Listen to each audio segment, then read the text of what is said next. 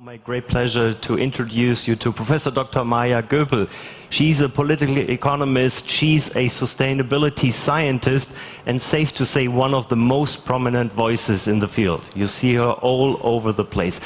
Unfortunately, Maja cannot be with us here with us today. She has recorded her presentation as a message for us here. Before we jump into the video, for those of you who have been here with us for the last 2 days, let's just quickly rethink and think about all the speakers have been on site.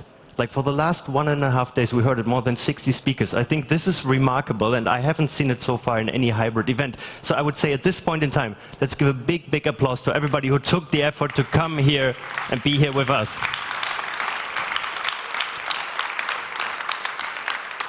They've heard it all over. So I would say now let's listen to Maja Göpel and hear what she has to say about rethinking systems. So, video, let's get started. Hello and good morning or afternoon at the Impact Festival. I'm very glad to see how a lot of people that have a lot of drive are really looking at what types of innovations do we need today to make our world one that is going to sustain up to 9 or 10 billion people, and that means also that is going to be good for our grandchildren to live in. Because this is one of the biggest issues today, that our whole idea about how to make life better for our children is now, if we pursue it continuously as growing their material footprint, means that we're going to make life worse for our children. In particular, in other parts of the world, I think we're very, very privileged where we're sitting here today. But this also means that conceiving of ourselves as global citizens means that we do take responsibility for saying that innovation, if we talk about what type of innovation is needed today, cannot be blind anymore, neither to social distributional effects nor to environmental impact. And this is exactly where we are. What is impact? How do we define it? And how do we break out of a very narrow and myopic way of measuring impact so far, or innovation so far, which usually meant return on investment calculated in financial measures, which could be going up quickly and spreading new technologies quickly, but not necessarily looking at how the technologies are being built and to whose benefit they're being spreaded most widely and most effectively. And those obviously are the two blind spots of the environmental and social impacts. And I do think it is high time that we do question an innovation model where purchasing power is the driving force behind where attention is going, where new technologies and solutions are being delivered, and obviously also where our attention of those brilliant people that are sitting in rooms like this today is going. I do side with Martin Wolf. He's a Financial Times commentator and a very renowned researcher and an expert in financial issues, and he's been saying that we're wasting our talents. The best people are going into finance and tech that is not looking at impact, but is only looking at making more money, and from money increasingly. And this obviously is not going to serve our planet, and this is something that I do need, or do want to put out, needs changing most fundamentally. Because when you look at the UN declarations, it's very interesting. You always have a preamble which states what is this, why are we, for example, now defining 17 Sustainable Development Goals? What is the underlying purpose? And there it is very clear. We put the well-being of people at the center of this agenda. And then you tend to have ethical principles, etc., and reference to other declarations like declarations on human rights, etc. Being cognizant of is a typical formulation. And then you have all the different goals and indicators. And the very last chapter says means of implementation. And there you have a list of the financial and technological transfer issues that are being looked at in order to enable countries, especially those that are not as rich as ours, and people that are not as rich as most of us in the room today, to be benefiting most from that agenda. And this is why I think we have to be a bit more humble when we think about where innovation needs to go right now, whether the technological orientation is the one and only and pure one, whilst I do understand and very much support that we need new technologies in the energy sector, in agricultural sector, all the ones that you're discussing today. But technologies are always an answer to a question. So what we need to look at most today is the question that's being put before we start developing new solutions. And this is why I think shaping the question from how do I make 3 to 5 years until my venture capitalists want to go out or equity is being interested, into how is this product, this innovation, delivering on the needs of the poorest in the most effective way, or how is it really alleviating a pressing social problem that we've known for a long time, or how do we finally get into providing well-being and satisfying human needs without further hampering our planet. At best, and this is the agenda of positive nature or nature positive until 2030, it's not only climate change. We're really talking about having to save and regenerate our soils, our biodiversity, the plethora of pollinators, for example, that are helping us to have nice and yummy food every year. So really, really restore those ecosystems and be cognizant of the wealth that they're producing for us every year and enable them to do that better. And this is why I think it is crucial to use the term systems, and I'm very glad that it's come here, and I'm very glad that we're defending it, especially in Germany. It's not so easy against people saying, when you talk about system change, you're either in for communism or socialism or capitalism. Obviously, those can be descriptions for big systems, and I do understand that in some cases it's very important to go that big, but I think it is also not helping us to really look at what we'd like to change today if we're stuck in very ideologically laden terms. And this is why, for me, the system innovation, system change agenda is something that always starts from defining a particular problem or a particular challenge very well. We don't necessarily always do that, especially when we're saying that the social and environmental aspects need to be looked at as one key element before we start identifying how to solve a problem. So really, really look at the problem identification and mapping the system around the problem. What is the driver behind this? Where is it coming from? Why is it persisting? And I think in particular, when we talk about decoupling economic well-being or economic growth from environmental impact, we've not really spent enough time to really understand rebound effects, for example. So yes, we become more efficient on a product level. We need less to produce the same. But instead of keeping same and thus needing absolutely less from the planet, we're producing more. And this means we are leveling out the efficiency gains on the product level into still using the same amount from resources or even more by producing ever more product more efficiently. So this is exactly what we need to start looking at. And this is why the new agenda of being focused on services, being focused on a sharing economy, being focused on not owning everything, but using things to provide for a particular service at a given time, but not having to store all the material stuff that you need for this, be it the drilling machines, being the cars, being this and that you use sometime. Cars are my favorite example, I think, because 95% of the time they're just standing still. They're not providing mobility, they're providing spatial congestion. And this is why really, really focusing on what are the human needs that we're trying to deliver on should be at the outset of looking at the answers. So putting that question first, and then see which kind of technologies, in a wide sense, not only devices, but also institutions, money, currencies. We see a lot of that now. For a long time, it's been looked at as a thingy thing, but in essence, it's a social technology. It's a contract. It's a promise. I give you something if you sign this. So I entitle you to get something back from you in the future. That's the whole idea of credit, and it's taken lots of different forms.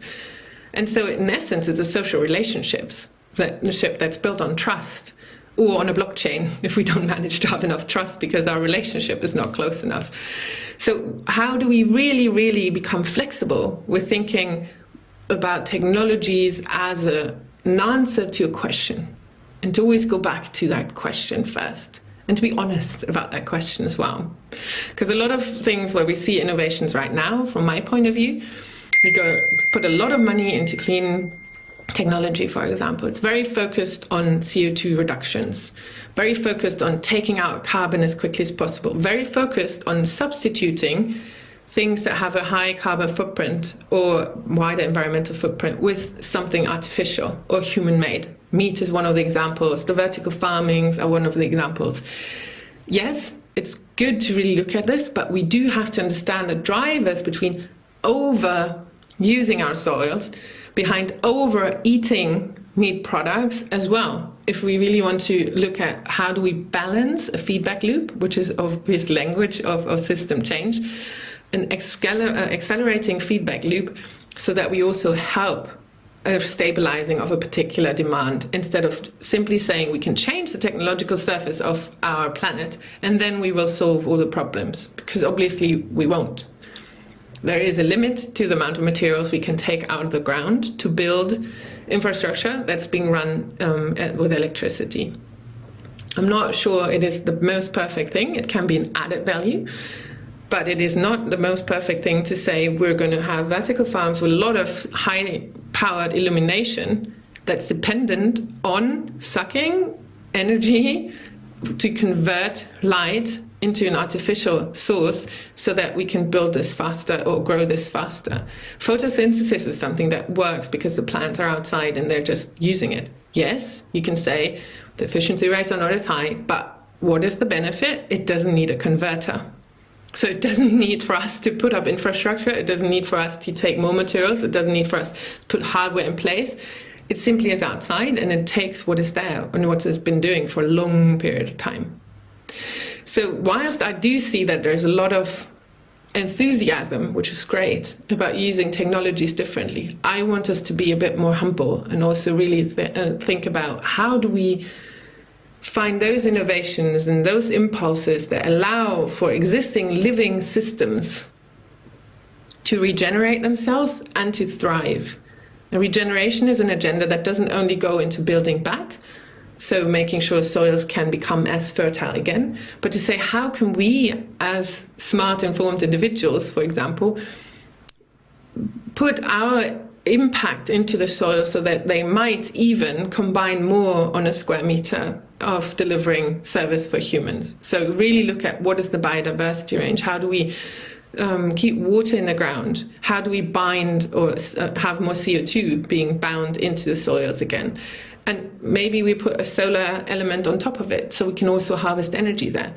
So how do we combine a lot of human need satisfaction strategies on one and the same square meter, instead of having lots of strategies haggling over one and the same square meter, one wanting to put a house, the other one wanting to put a lane for cars, and the next one wanting to put soil for harvesting, and then someone else says, oh, that has to be standing free because otherwise the animals don't have enough room to roam.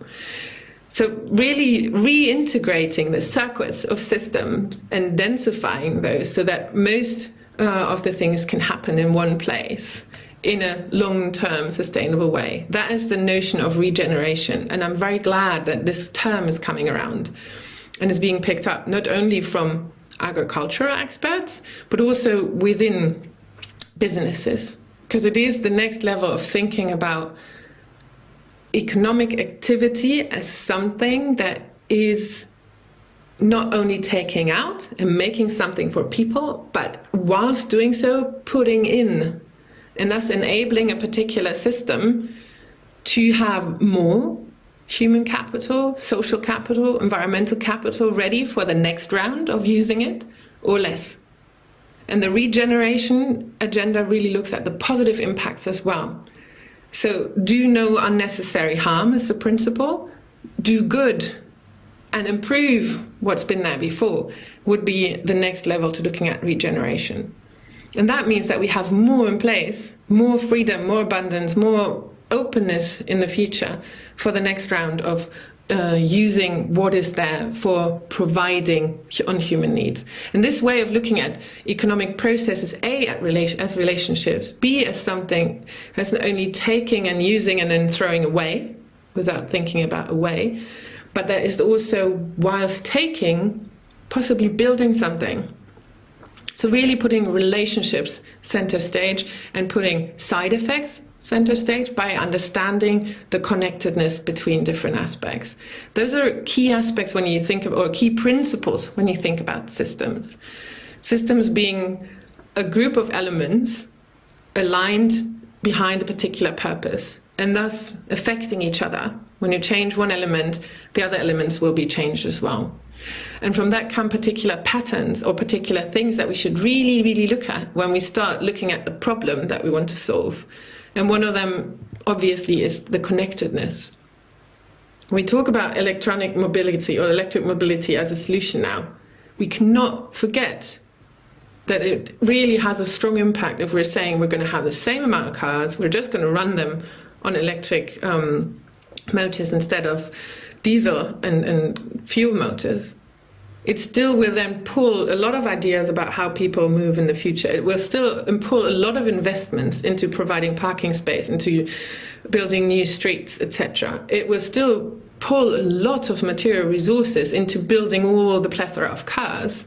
And if we then say the bigger the cars, the better, it doesn't necessarily mean that we should only look at the emissions that come out of that motor, but we're shoving a lot of materials that are scarce on this planet into an infrastructure that's not being used most of the time, but it's becoming bigger and bigger, taking up more space in our cities, taking up more, or destroying the roads faster because they're really heavy. So building ever bigger cars and looking only at what is their CO2 emission is not solving the problem that we're up against. And this is why it's really important to look at what is the system within which I'm trying to provide for individual mobility in a safe and reliable way, and then look at what would the system look like that can do this. And then, I mean, cars driven automatically, for example, so they're actually being used, the infrastructure is being used and thus reduced. You need less cars when they're being circulated all day. This is the kind of thinking that comes with looking at connectivity. So you don't solve one problem in a way that's just accelerating a next one that already have seen on the horizon. There will always be new problems. We will never run out of needing innovations. But when we already know the others, we should be looking at the multi-solving solutions. That's one of the really key terms that has come up for people that are working on trying to say, how can one in the same aspect try to help us solve multiple problems at the same time? And I do see that on your agenda, there are these things about how is agroforestry or a mixture between energy harvesting and food harvesting, for example. How can that be one of the solutions that really looks at how to solve things better on multiple issues? Then how do we redefine our cities? How do we redesign our cities? Can deliver on a lot of aspects. If we have a lot of greenery in there, it allows for recreation within the city. If we're really looking at how to structure our rent economy in there, and the provisioning of also more space for people that actually want to live there, home office being something that's now being allowed by digital transformation, so that we have less cars coming in and out every day to go to work. Also, how do we make the mobility systems allow for people to leave their car maybe at the outskirts and then do the rest with shared mobility?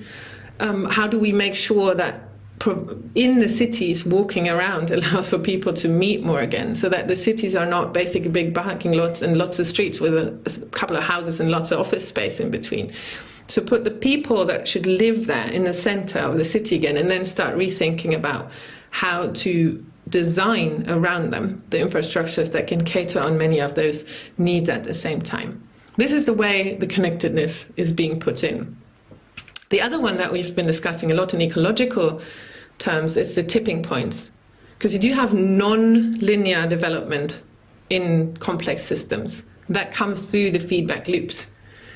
And if you accelerate one feedback loop more and more, like the CO2 emissions coming out, going in the atmosphere, meaning glaciers are going to melt, this means they're not going to radiate back as much. This means yet more heat is being bound in the ground, yet more is melting. That means the methane and the gas stored in the big ice blocks coming out, emitting yet more CO2. Those are positive feedback loops where we get into runaway effects.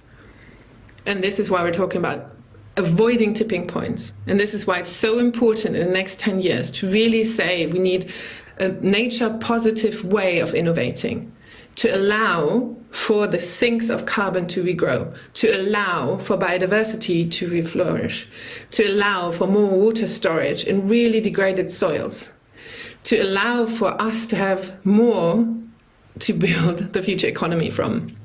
So this way of avoiding tipping points that are negative is one really crucial element. We can use it, however, and this is why I think the tipping point idea is so important to get into action when looking at the challenges being so big. So not faltering by thinking, oh Jesus, no, we haven't managed to do this in the last 50 years, why should we now? There is a positive tipping point in social areas as well. It obviously can flip in the other direction, and I think we're all a bit concerned right now which ways our societies are going, but they're also complex systems. So we should not underestimate if we start really, really impactfully now to change what is being developed, to change what's being innovated, to change the products that are available now, that people will have less and less worry about a lifestyle that is sustainable because it will be so much easier. Right now, we're caught in this moment of having to imagine eating more or less meat, doing more kilometers maybe on foot or bike,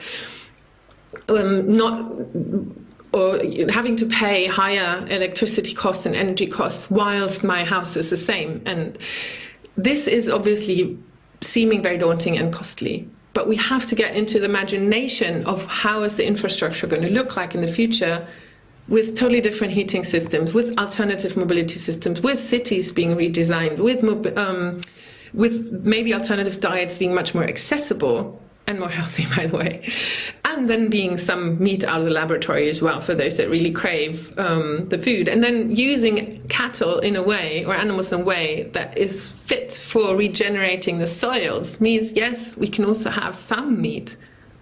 We should just not treat animals as industrial products anymore. I think that doesn't necessarily call for environmental motivation. It should be something where you can ask ourselves what went wrong in our societies that we call civilized, that we treat other living beings this way. But what my point being is that the social tipping points can be something where a lot of change that formerly seemed impossible becomes easier and thus more possible and will cascade into yet more change over again. So you do have the acceleration of change.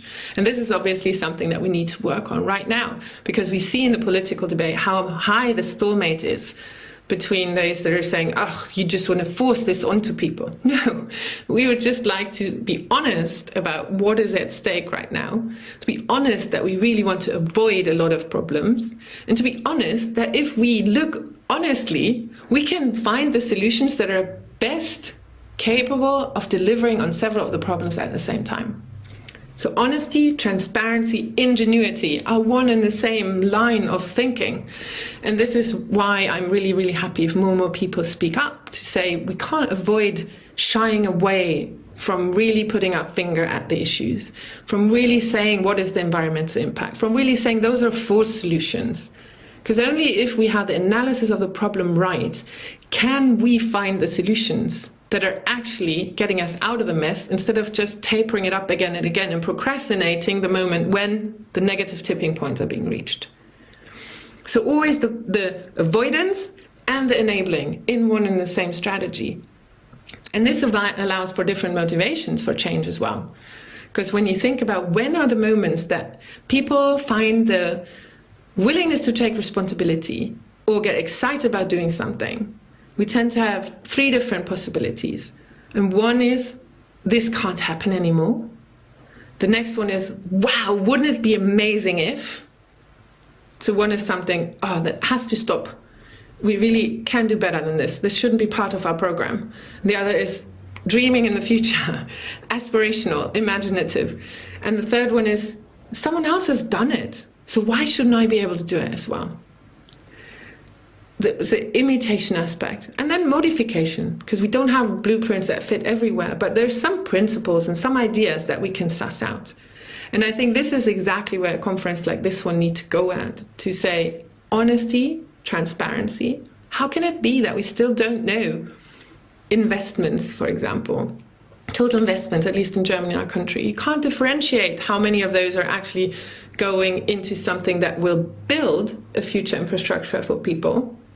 How much of the things that we call debt are investments into building up an electricity system of the future? It's not differentiated yet. It's not even in the balance sheets like this. The same with R&D, public R&D. It's a lump sum, but we don't know how much of that is actually helping to avoid climate chaos and to get us into being nature positive. It's not differentiated. We don't have the data. Neither how much is being put into digitalization processes or where is it going. So we're still, and the same with GDP measurements, obviously. It's a total lump sum of things being sold and bought. Was that good? Was that helping people? Was there expenditures that we'd call regrettables because we had to rebuild after environmental catastrophes? Balance sheets in companies right now, value balancing alliance, etc., going forward to say, we have to get out of that blind tunnel view on just looking at money. Because money can be put behind or emerge from having built something very positive, or it can be put behind and made from something that we might not necessarily say fits with reaching the Sustainable Development Goals. And this is why the transparency aspect is so key right now. It also gets us out of this moment of only alternatives having to justify themselves, because we see very clearly what is the distributional effect, both in social, environmental, economic terms, of the status quo.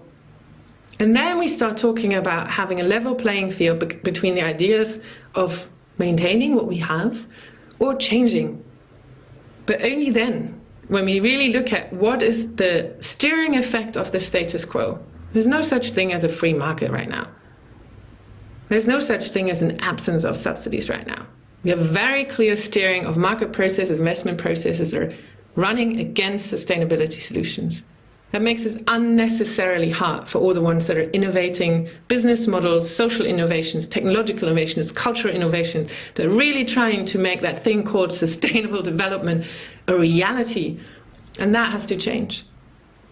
And this is why I'm very, very happy to see festivals like this. And I'm very, very happy that they're bridging across sectors and that they're really bringing together the best minds that are used to asking, does that really have to be that way? They're really daring to put the question out there. What's the purpose of the things that we're doing? We can do better than we have so far.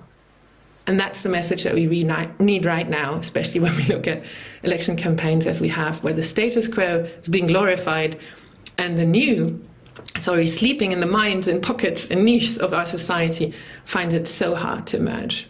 So thank you very much and have a wonderful time at the festival.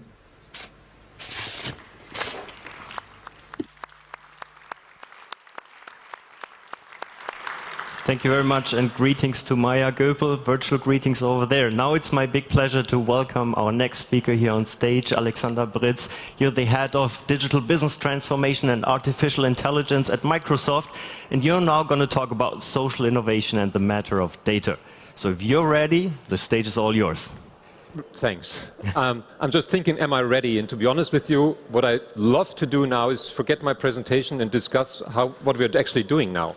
Because the systematic change is certainly something that we need to think of, and it's a bit of a tough act to follow in terms of let's talk about data. The one thing that Maja Göpel, however, said, and I think that's sort of the part where we can continue with the conversation, is transparency is important and data is important. And if you look at it, and I'll make that very simple in terms of why is data important, and this is my only data slide, I promise.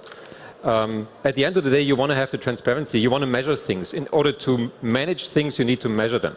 And you want to analyze them, you want to get some insights, and ideally you can make some predictions. Now, forget these data slides. What does that actually mean? Well, this is pictures taken by Welthungerhilfe, so an association fighting hunger in the world, in India. And what they're trying to do is they're trying to prioritize kids and the help the kids need because they might not have access to nutrition as much as we are used to. So in other words, they're looking at these kids and saying, well, we need to prioritize which boy or girl actually needs to have the help fastest. Now, in order to do that, they need to see, how are these kids actually developed compared to their age. So what they do, they take the height of the kid and the weight of the kid and saying, well, how old is the kid? And actually, the kid should be, taller, should be, 10 kilos more heavy or whatever. And, this is a fairly time-consuming process. And you see then this is actually written down and actually mistakes are made. So technology can help on that, and data can help on that. And we're working with Welthungerhilfe on a smartphone solution with an AI algorithm where you can actually do this in seconds, and you get ideally, of course, data, and you immediately have them electronically, and you see in the very right-hand side where you see a distribution, how a kit actually should be developed in terms of height and weight and so on compared to the years. And this, again, is fairly simple. It takes seconds, and this is, part of the power of data and transparency, where I think data can actually help and make a difference. So, one example. This is a very different example. This is what we are doing, and you see also in terms of transparency how we're dealing with it. We produce devices like laptops and, Xboxes and all that. And this is not produced necessarily by our own factories. We don't have any. This is produced by folks that we work with, and they have suppliers, and these suppliers have suppliers. And if you look at the overall chain, there's more than 300,000 people actually involved in that. Enormous number for a few number of actual devices. And we actually want to make sure that in the supply chain, hopefully we don't have any issues. And you see, I just clicked here on some of our dashboards when it comes to labor, and you see, we're looking at working hours, and is there child labor potentially somehow involved, and is there discrimination issues and all that. And we can really look into that and saying, okay, if we got any signs, if there's anything wrong. And again, you can't handle that. Think about 300,000 people in our processes. If we would be a large, whatever car manufacturer or something, we wouldn't talk 300,000. We would talking millions and millions of people in the supply chain. And you need to have that kind of transparency, and you need to have these kind of data. So having said that, just looking at these materials, and again, we are fairly small in terms of producing devices, but just to give you an idea where, you need these kind of data, you want to make sure that people know what kind of material you're using. Is this the kind of material, where does the material actually come from? Under what circumstances has this material actually been taken out of, for example, soil or other places? And whilst you're doing that, of course, you want to be very transparent when it comes, for example, to CO2 footprint or other environmental impacts. And you actually want to make sure that you really, make it transparent. Does it come from manufacturing, or does it come from electricity use and all that? So again, we couldn't do that if we wouldn't have that kind of data available, and if we couldn't provide you the transparency. And ideally, of course, somebody looks at, once you buy a new product, saying, okay, what is the environmental impact of that product? And hopefully we come to a point where, we all as consumers get this kind of transparency on any kind of product, really. And you see here, this is fairly simple if you look into one laptop or another laptop. To be honest, it comes very different if we are looking, for example, at our Xboxes here, which, in a sense, you see the overall CO2 footprint is a lot higher. And where does it come from? It doesn't come from production. Production is pretty much the same as a laptop. It actually comes from use of the product, meaning energy consumption. So again, if we wouldn't know that, we couldn't work on it. So that's the kind of stuff where we're saying, well, data is important, and we can make a difference once we have these data and we analyze these data. And it, as I said before, ideally we make also predictions. We're capable of handling these kind of transparencies. Now, what we're trying to do, and I don't want to talk about all the things that Microsoft does necessarily, but just to give you an idea how you can actually, create transparency, this is how we show what people are actually using, or when they're using our cloud services in terms of carbon footprint. And again, our ambition is to make it really transparent for every single product or every single service. And I think at the end of the day, this is something that every company should look at.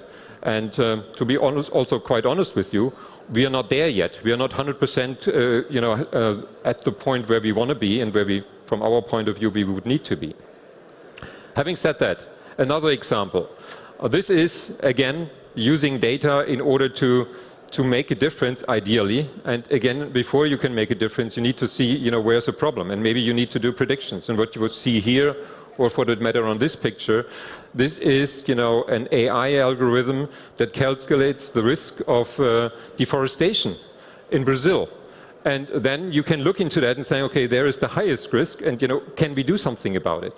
And can somebody, locally say, okay, if this is the highest risk, we need to prioritize, how we're actually doing our, work locally in Brazil. one example. This is another example where you probably get an idea. And again, this is actually what you're looking at right now is scenarios in terms of warming, global warming. This is a part of the US that I've taken here. And what I've played with here is pretty much the year 2020. And you see sort of risks actually shown, in terms of fire and drought and insects and all that. Now, what you can do, and again, this is artificial intelligence applied and lots of data models behind that, you can look and say, okay, what's going to happen in 50 years? So you see here green, obviously showing, this is not yet as warm. 50 years later, this looks very different. Now, what the interesting thing is, and you see here fire, just going back, fire risks today seen as 4, and you might recall the fires that we've seen at the West Coast in the US, which is this part of the world that I'm showing here. Under this assumption here, the risk goes up 100%, from 4% to 8%. So if you think this is bad right now, this is going to be a lot worse. Now, what you also can see, and again, this is, I guess, where the power of clever data management could come in. You see on the very left-hand side in the upper corner warming scenarios. And this is, for example, the low warming scenario that I've taken here. If I switch over to the high scenario, you see that it's getting dramatically worse. Fire risk 14%, more than 3 times as much as we have today. So with that kind of prediction, we also hope that people get aware of the size of the problem that we have. Again, if you think this year was bad in terms of fire, think along, this is something that at least, my kids will see, and 3.5 times higher risk doesn't sound good. This is something which is, I think, interesting, a startup out of the US that we are working with. They've taken basically images from satellites and applied artificial intelligence to cover all the woods in the US. So that's 2.2 square kilometers in terms of size of the land. It's 92 billion trees, and as you see, it's a lot of data. Now, what are they doing with it? And they actually can get from the images from satellites. They can see, what kind of tree is it? What's the height of the tree? What's the diameter of the tree, of the trunk? And with that, they actually go to the owners of these woods, and specifically small owner, of woods in the US. The only way so far they had to make money with what they own, basically, was cutting down trees. Now they go now and saying, okay, we have data, we can actually qualify what you have, and we can help you selling carbon or CO2 certificates. So in other words, they're going to people and saying, I'll show you for the first time through data a way of making money without harming the environment. And that's beautiful use from my point of view of intelligence, therefore artificial intelligence and data, to make a difference.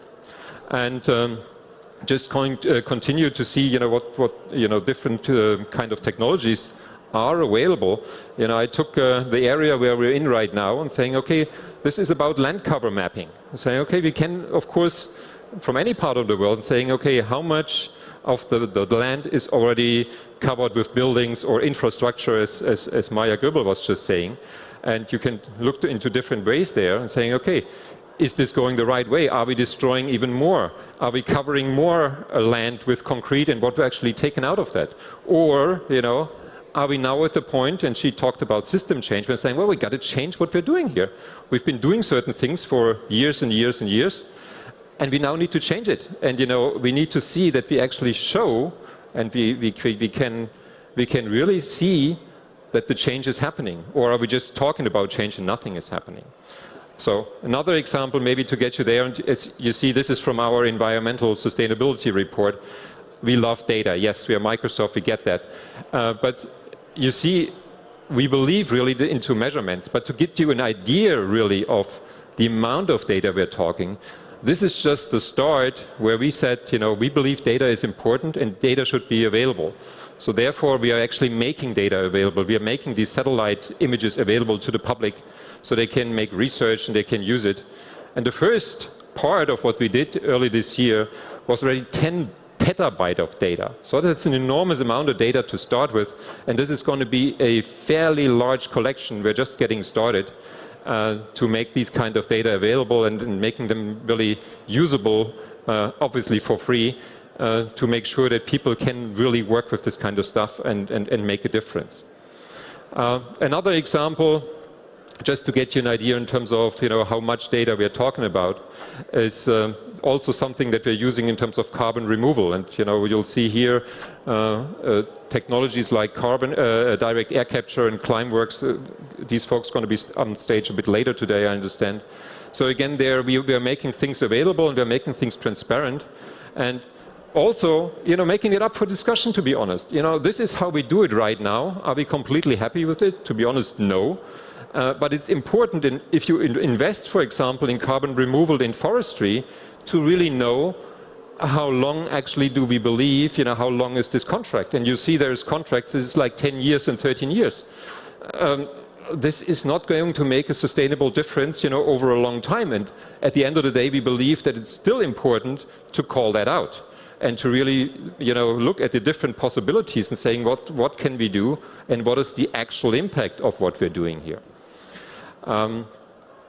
Maybe coming to an end, real quick. And again, you see we love data. This is how we actually started with our own energy saving in our campus in the US. And I don't want to get you through all these wonderful numbers and analytics and all that. What is interesting, however, what we are basically getting at, every month we're putting 2 billion transactions into our database to understand that better. Now, this is our start. The solution has now been put around the world. More than 50,000 buildings are actually running on it. Of course, not all Microsoft buildings. We only have in the range of 600 or so. But if you then think about the data, again, if they all would do it like we do it, that's 2 billion transactions every month. Take it for a year, 12 months, and 50,000 buildings. This is the number we're looking at. And for the ones saying, well, that's a fairly large number. Yes, it is a fairly large number. It's 1.2 quadrillion. I'm just talking about a few buildings. And then you think about, really making a difference for all the production sites and everything else that we could talk about. This is enormous. And a couple of other examples. You might have seen Britz Technologies. Folks are over there in the hall. They're using artificial intelligence against air pollution, another great use of data. This is another organization we're working with, WildMe. What they actually do, they're trying to follow animals, how they actually move through the wildlife. And while you used to do that with whatever kind of technology that you would put on an animal, they basically now using technology and saying the only thing that we need is taking a picture. And once people are taking a picture, just upload it and make a couple of comments, and technology does the rest. The technology translates the comments, and with artificial intelligence, actually it recognizes the animal and saying, okay, this has been the shark that someone else has actually photographed, whatever, 1,000 kilometers up north 3 weeks ago. And then you can really understand how they're going through the sea. So I hope within 50 minutes, and I could talk hours for that, I get you a bit of an idea. I haven't talked about healthcare, and I haven't talked about sustainable agriculture. But to be honest, time is up, and I hope you got a bit of an idea that data actually can make a difference. And I'm happy to talk with you how we can potentially help or support any of these efforts, and hopefully learn also a couple of new possibilities. Thanks a lot. Thank you so much. Yeah, data can make a difference, and if we can make a difference, then we are open for innovation in all kinds of fields. And this is also the next topic of our expert panel, social innovation. And therefore, I have 3 very promising guests. You can follow me on stage. I firstly welcome Sasha Lipman, followed by Heba, Agulib, and Daniel Nowack. And I will introduce you when you're gonna have a seat soon. There are no seats yet, but they're coming. Thank you so much. Yeah, we're gonna talk about social innovation, and you are all experts in this. Maybe, Heba, you already have a seat. Oh, sure. Take a seat. Okay. You're an executive at the BMW at the BMW Foundation and Chief Executive at Respond, a platform and an accelerator. Sasha Lipman, you are the founder of Tech to Impact, a global digital hub for impact tech. And Garnier, you are basically working on the crossroad of innovation, impact and finance, and you're currently the managing director at Yunus Social Business with the mission to help companies engage them and at the impact frontier. And we have this promising title, social innovation, open social innovation. So my first question is actually, what do you consider as social innovation? Maybe Sasha, you want to start. What does it mean to you? Sure, happy to do that. I think it's a wonderful topic and it's a lot of misunderstanding what it actually means. To us in Tech to Impact, we always say that social innovation is about using technology to give equal access, whether it's economic or opportunities, to society as such. So everything which improves the livelihood of society and the way we work and we operate and we exist as people can be considered a social innovation in our opinion. And already talking to you, you're the founder of Tech to Impact. So how do you take this definition of social impact in your everyday business? In our everyday business, we work with impact tech startups across all SDGs, and I think especially considering the current diversity between startups addressing SDGs, there is still a bit of a lack in attention to social innovation. So what we try to do differently is when it comes to events like this or conversation in impact tech, we bring startups who are addressing social innovation to a light, to show actually to the world that this is also something which can create impact and also be profitable. Daniel, same question to you. What is social innovation for you? Yeah, my answer is not going to be as spot on as Sasha's, but I think for me, social innovation, to be honest, is a little bit like beauty. It's hard to define, but you know it when you see it, right?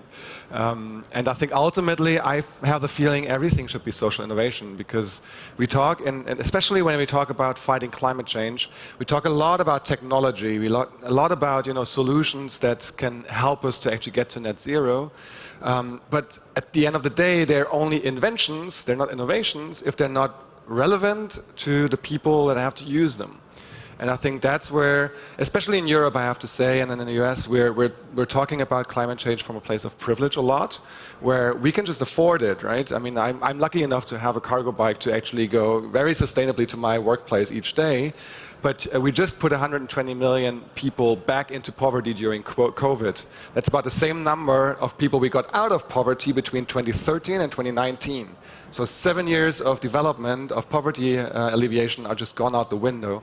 And their priority isn't going to be climate change. Their priority is going to be putting food on the table. So unless we make climate technology and climate change relevant to people, we're not going to be able to fight it, especially because here in Germany we have 2% of the carbon budget. 2%. The fight against climate change is fought elsewhere, and that's where people really have to understand how to make use of the nice technology we're developing. And that's where social innovation hopefully comes in. So we always talk about not the science fiction only behind it, but also the social fiction behind it. So, I mean, you're in touch with a lot of startups and entrepreneurs who are really doing good or trying to do, but you just said that it's not always a given that they're really operating in the right direction. So what's a better question to ask ourselves if we really want to make sure that the idea we have does make sense for the people we want to reach? Well, the question should go to the people you want to reach, right? The question is creating that empathy for the realities of the people. You'll hear about Torsten Schreiber's solar tanner in a minute. That thing would just be sitting in Mali and other African countries, providing a lot of nice shade to livestock. It wouldn't really produce any energy unless he had built a solution into it that is creating local jobs, it's maintaining the thing on the ground, it's actually making sure that the community is accepted. So a lot of social aspects going into that technological innovation. And similarly, when you look at one of our portfolio companies in India, providing green rickshaws to women in India on a lease-to-own model, those women are earning an income that's 4 times higher than before. They're owning that rickshaw within 24 months, and the company is saving already 2,000 tons of CO2. It's not a lot in a grander scheme of things, but it's exactly grassroots innovation that we need to make it relevant socially, economically, and environmentally. So definitely do your research. Yeah, have the empathy for what matters to people on the ground. Heba, question to you. What means social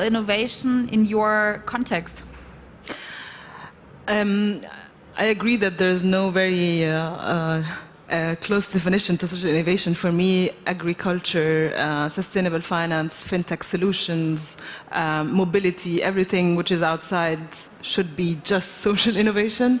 Like, there shouldn't be any more distinction between this is an innovation for society and climate and relevant topics that matter in line with the SDGs, and the non-so-focused or technologies that have been developed for the sake of developing a solution for a problem that might not be existing. So coming from having a tech background myself, I believe that the way we think about problems and define them, and having sustainability and societal aspects and challenges and environmental challenges in the core of the question and the solution integrated in the core, and starting to think from there is key to change.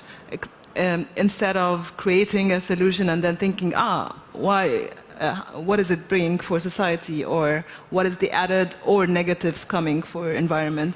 And it's very important also to understand that when we talk about sustainability, we're talking about societal, climate and environmental aspects, as well as the economic sustainability, even if there's a transformation needed of the economic systems. So it's a comprehensive thinking.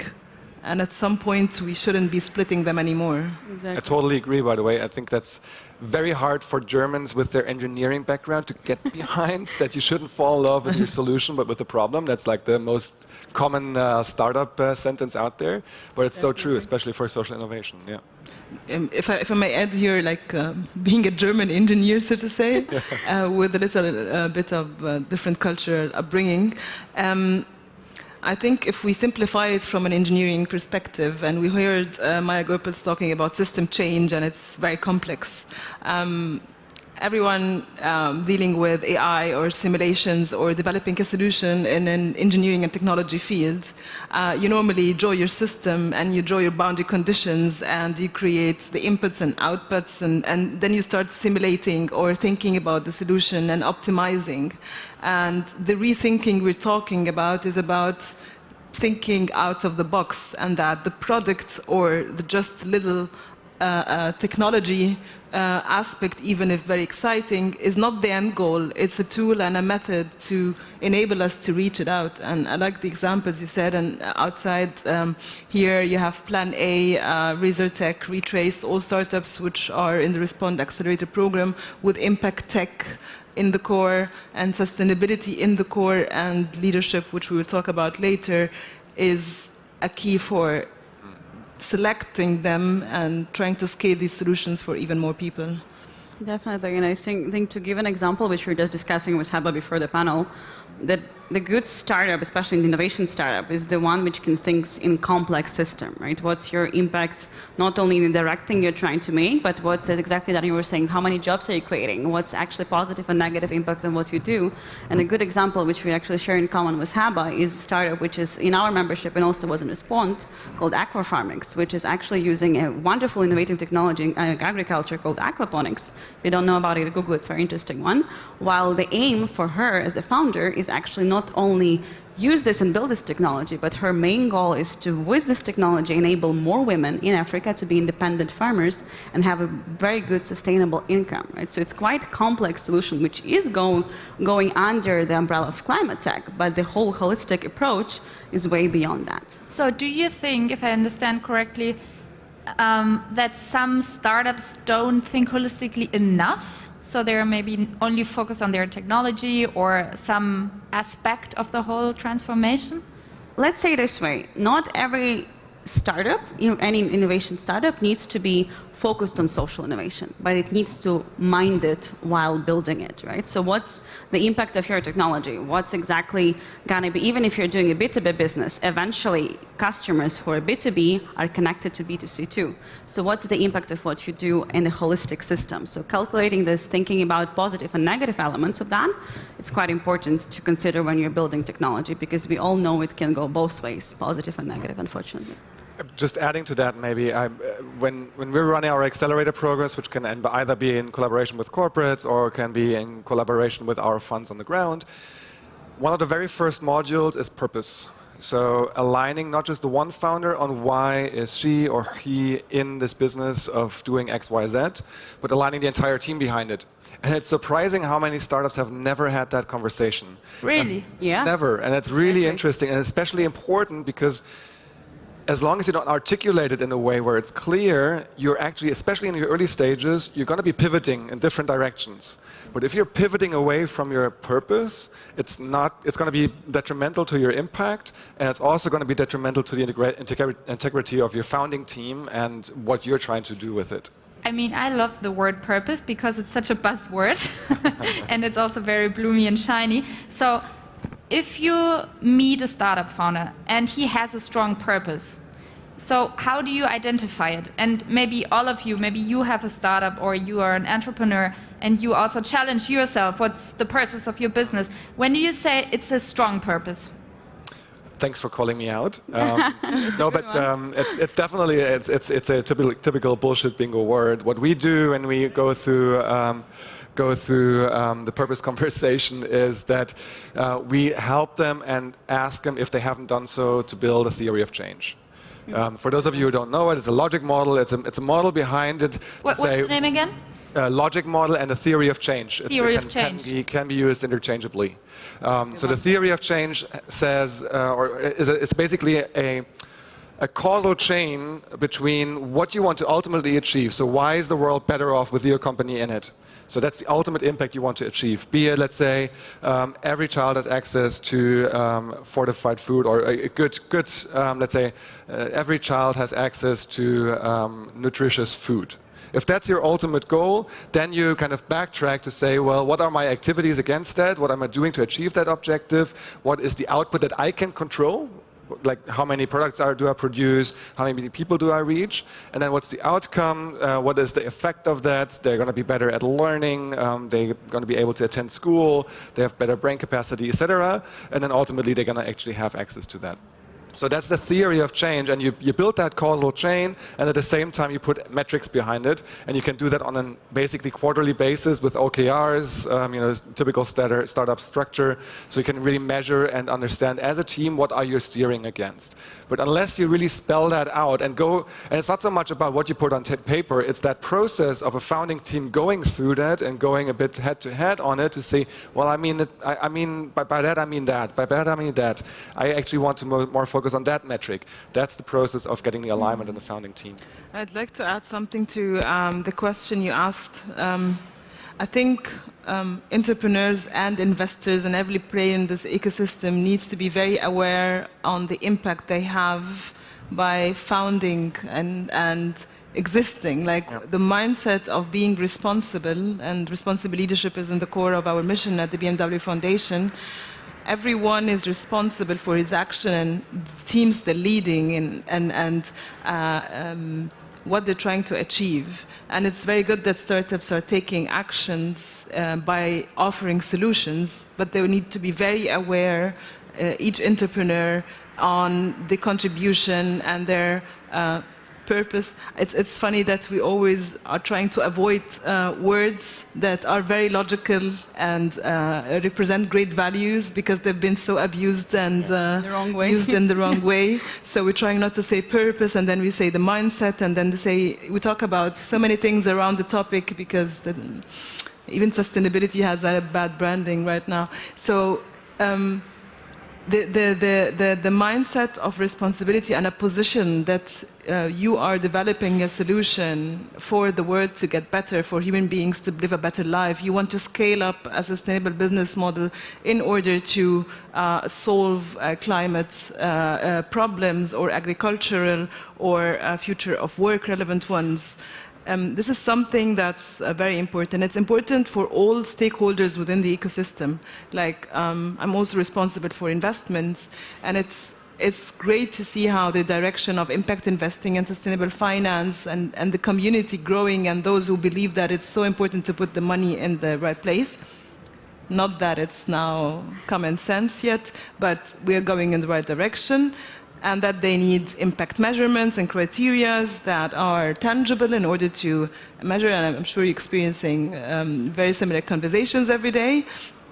And on the other hand, to talk with the entrepreneurs about how they measure their impact, how they communicate it, how they use it as an aspect, an asset for investments and to grow their business model, instead of changing everything in order to tailor to requirements that are not in line with their core purpose, just to serve the market.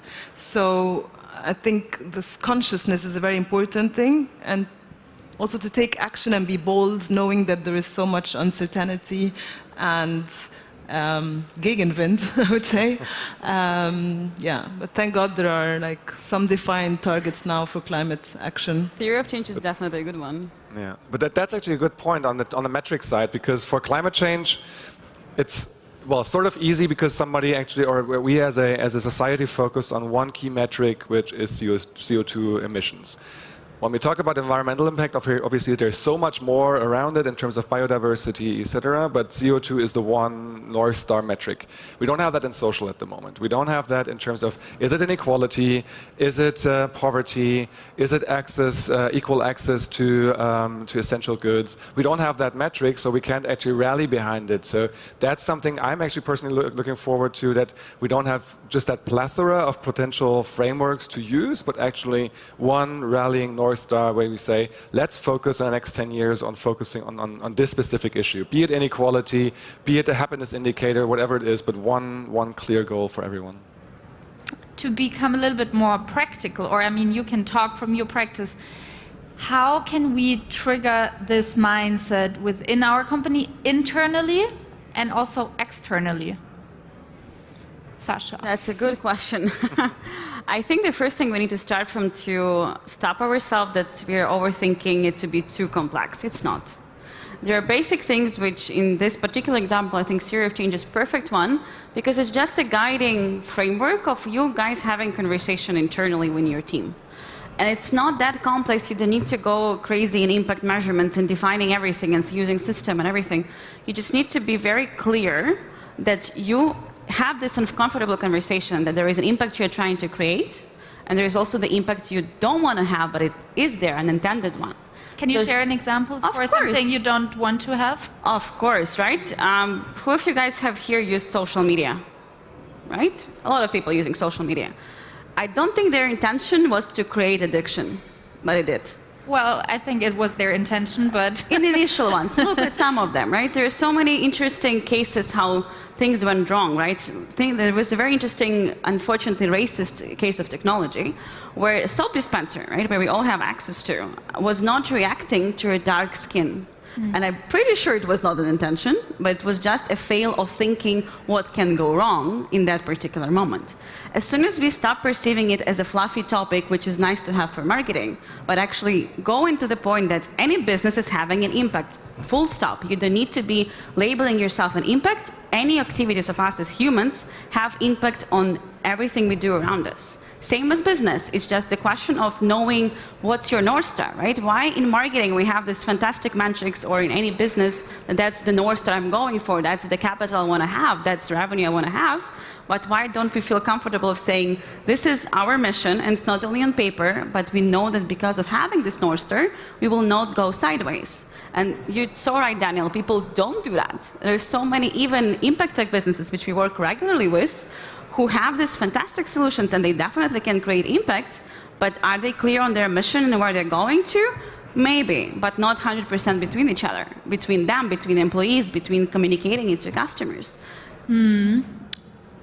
Interesting point. When you say you're maybe in your head as a founder, you're aligned, you're on your way, but you're not communicating it properly to investors, employees, co-founders, I don't know.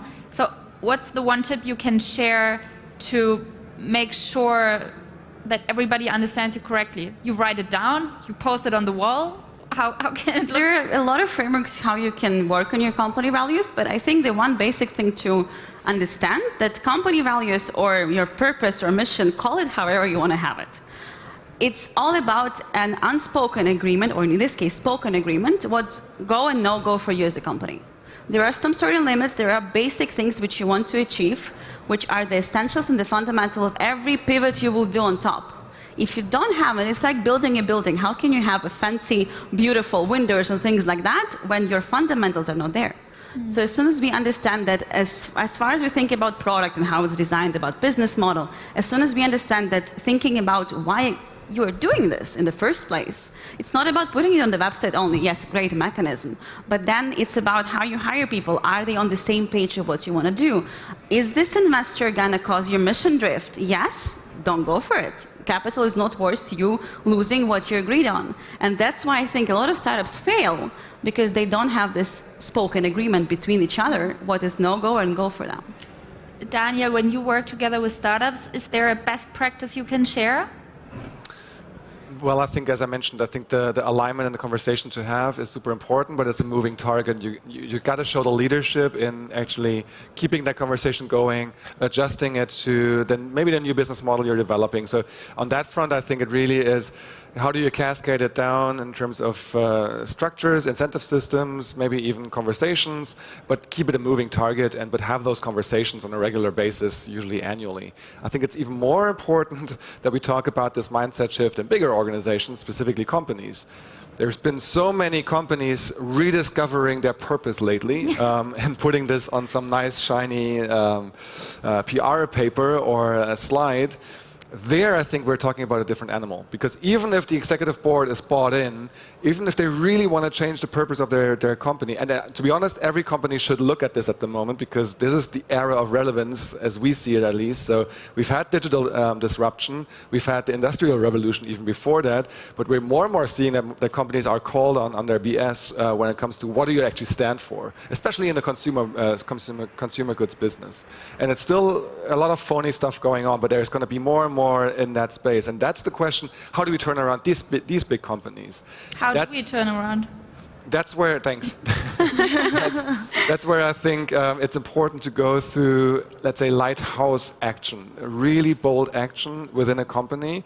And for example, with one German company, a family company, for years they were super proud of their business model. They were producing Frischhaltefolien, plastic foil for food, and they were super happy. Yay, we're actually saving food waste, right? The customer is able to put that back into the fridge. Well, and then the whole plastics issue came up, that it's actually a larger problem, especially with LDPE, to put that into the ocean.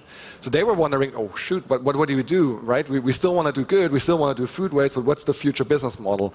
And there they want to become circular in the next decade, the entire business model. It's a lot of shifting around. You got to put middle management with you.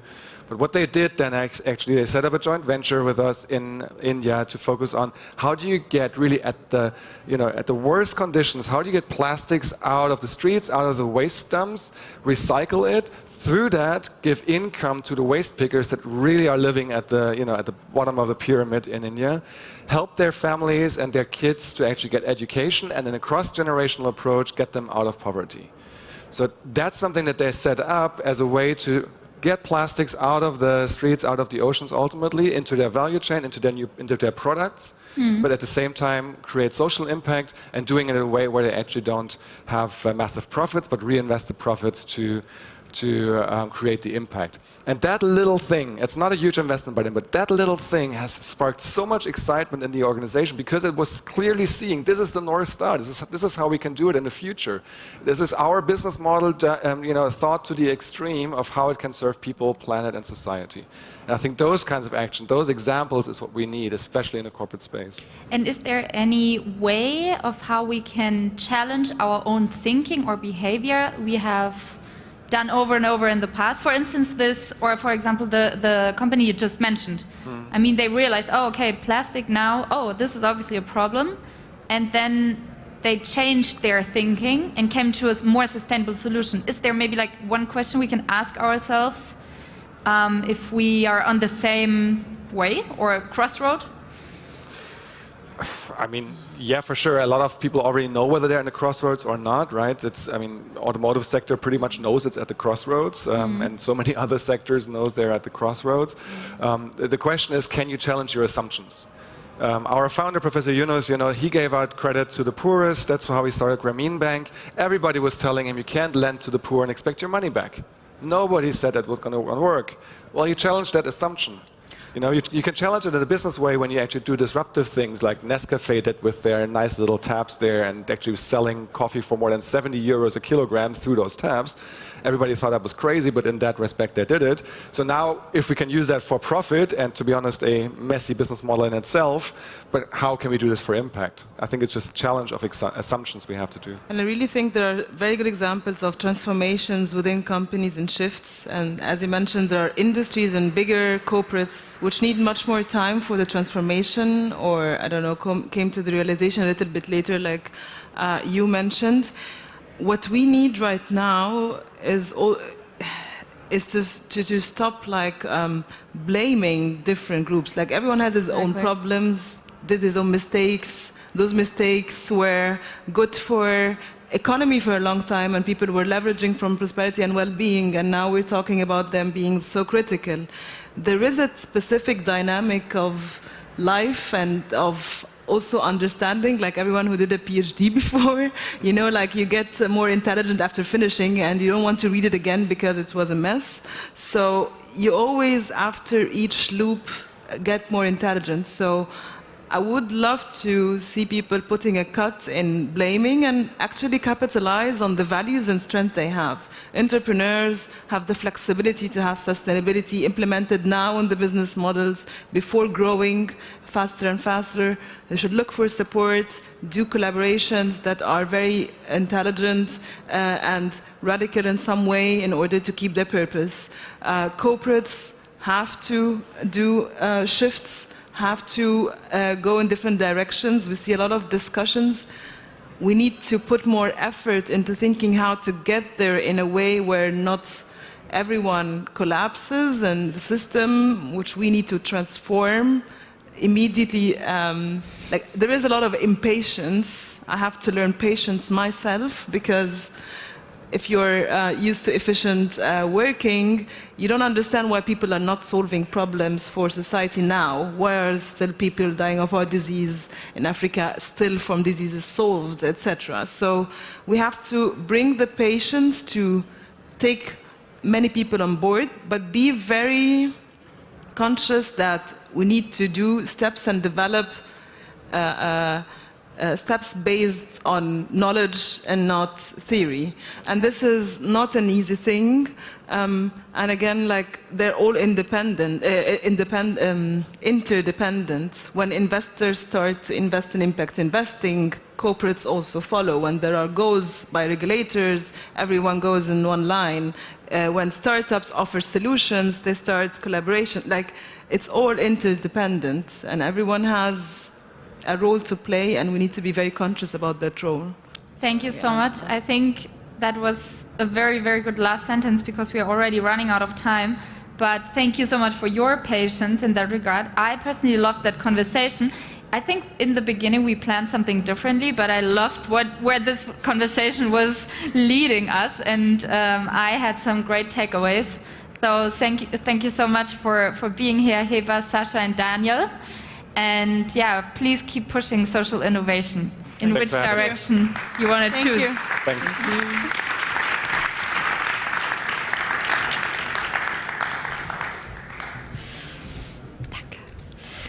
Yeah, I mean, I will remain on stage, but only for a little time, because I'm proudly announcing our next speaker. We've talked about social innovation, and we've talked about people who have the courage, like the Yunus Social Business Initiator, to just go out and do something good and try to improve the situation inside. And Torsten Schreiber and his co-founder Aida Schreiber are the proven example that it can also work. Their mission is to turn climate protection in a profitable business in Africa. And with Africa Green Tech, they want to supply 3 million people in sub-Saharan Africa with solar power. And I'm really excited to welcome you on stage for your talk and give us some insights how that could be taken into action. Thank you. Danke.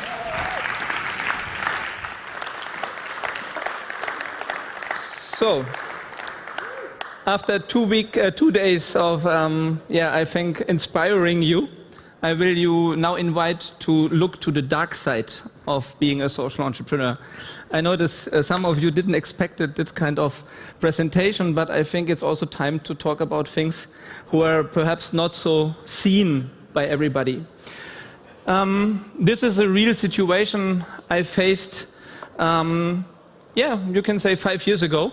I was 2016 in Madagascar as part of a GIZ delegation, and we was presenting Africa Green Tech to the government, and we show that they can save more than 50% of their energy costs by a switch off diesel and using solar installations.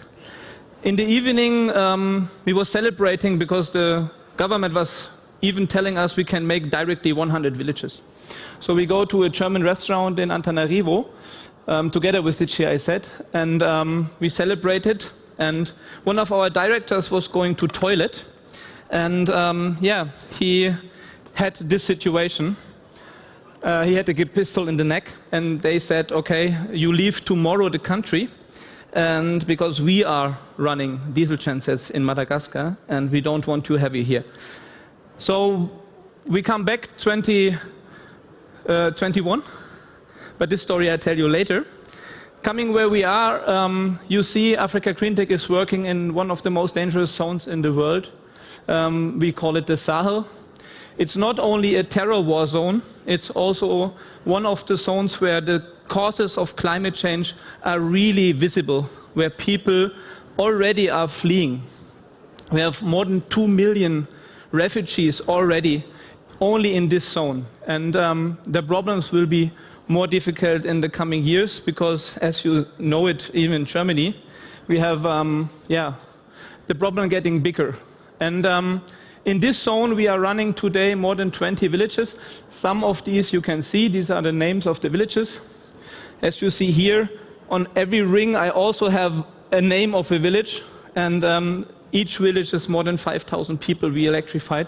And in this zone, we have this 20 in the last 5 years.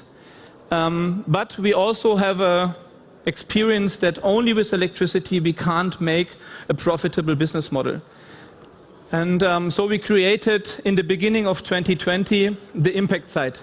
And we not only using electricity, we also use cooling, water purification, water irrigation, and internet access as a revenue model. And this is the solution. Our heart, our solar container, you can visit outside. It's quite big. Many people told me that they saw it on the videos, and they was expressed that it's so huge. And coming back to 2020, I was in Mali. We made with the Deutsche Welle documentary, and perhaps you remember it was the beginning of the pandemic situation, and our foreign ministers, Mr. Maas, called all Germans back home on 18th of March. So we also get evacuated from Mali on this time. And since October 2019, we planned a crowdfunding campaign. So the pandemic really hit us hard. Because we talked to our investors and we asked them, okay, shall we start the campaign? Because all people are thinking everybody will die and it's not a good time to start a crowdfunding campaign. But finally, we decided to do it. On 8th of May, we started our equity crowdfunding campaign. Some of you are also investors. Thank you for that, for the trust. And in May, we had really a strange situation in the team because parts of the team was really afraid. So they left even the company. So our team was getting very small. I think we lost the half of the German team in this time of the start of the pandemic. And the others really worked on this campaign every day, very hard. And if you think it's getting worse, yes, it's getting worse. In Niger, on August 2020, we had a horrible attack on Acted. Acted is an NGO, was make probably the same work like Africa Green Tech. They helping people in villages. And Al-Qaeda killed 6 aid workers. And this attack had a really huge impact on our team, because we was working in this area also. And after August 2020, all Germans denied to go again in missions. And if you think this is worst, the worst thing happened on 14th of August. It was the military people overtake the government in Mali. What was so far the biggest fear of our investors. As we started 2016 with our electrification, investors always told me, we are afraid that the government will overtake by military. And I remember I told my wife in the evening, now it's over. Okay? We just took our crowdfunding campaign. We had this horrible attack in Niger, where we also have projects, and now Mali, our home country, is overtaken by the military. And the good news is, all 20 villages was running until today. Meanwhile, we have the second coup d'etat in Mali, and all our villages are producing energy. People are paying their electricity, and today it's a proof of concept. Because the biggest fear of the investors happened, and we continue. So the things changed, getting positive end of year 2020. And we get this invitation from Idriss Déby from Chad, the president. He invited us to visit him. And the innovation, we presented the impact side. You see this model, we have it here in the hall. And as he is a military guy, he really loved it. You know, he looked at it, he can play with his armies, and he was very, very happy. And he said, look, you are a cool guy, electrify my country. And I was happy because for me, it was a big challenge. Chad is the country with the smallest electrification rate in the world. Only 4% of people have access to electricity. And then a president gives you a key and say, do it. No? So I was quite impressed. We create a great team. We fly with 15 people. And I can't show you the video now. It's a technical problem. The whole Chad is running on diesel. All electricity is made out of diesel gensets. It's, it was even a flashback. Because in June 2014, I founded Africa Green Tech by having this experience standing on a diesel genset, and now a president give me the key and say, change this.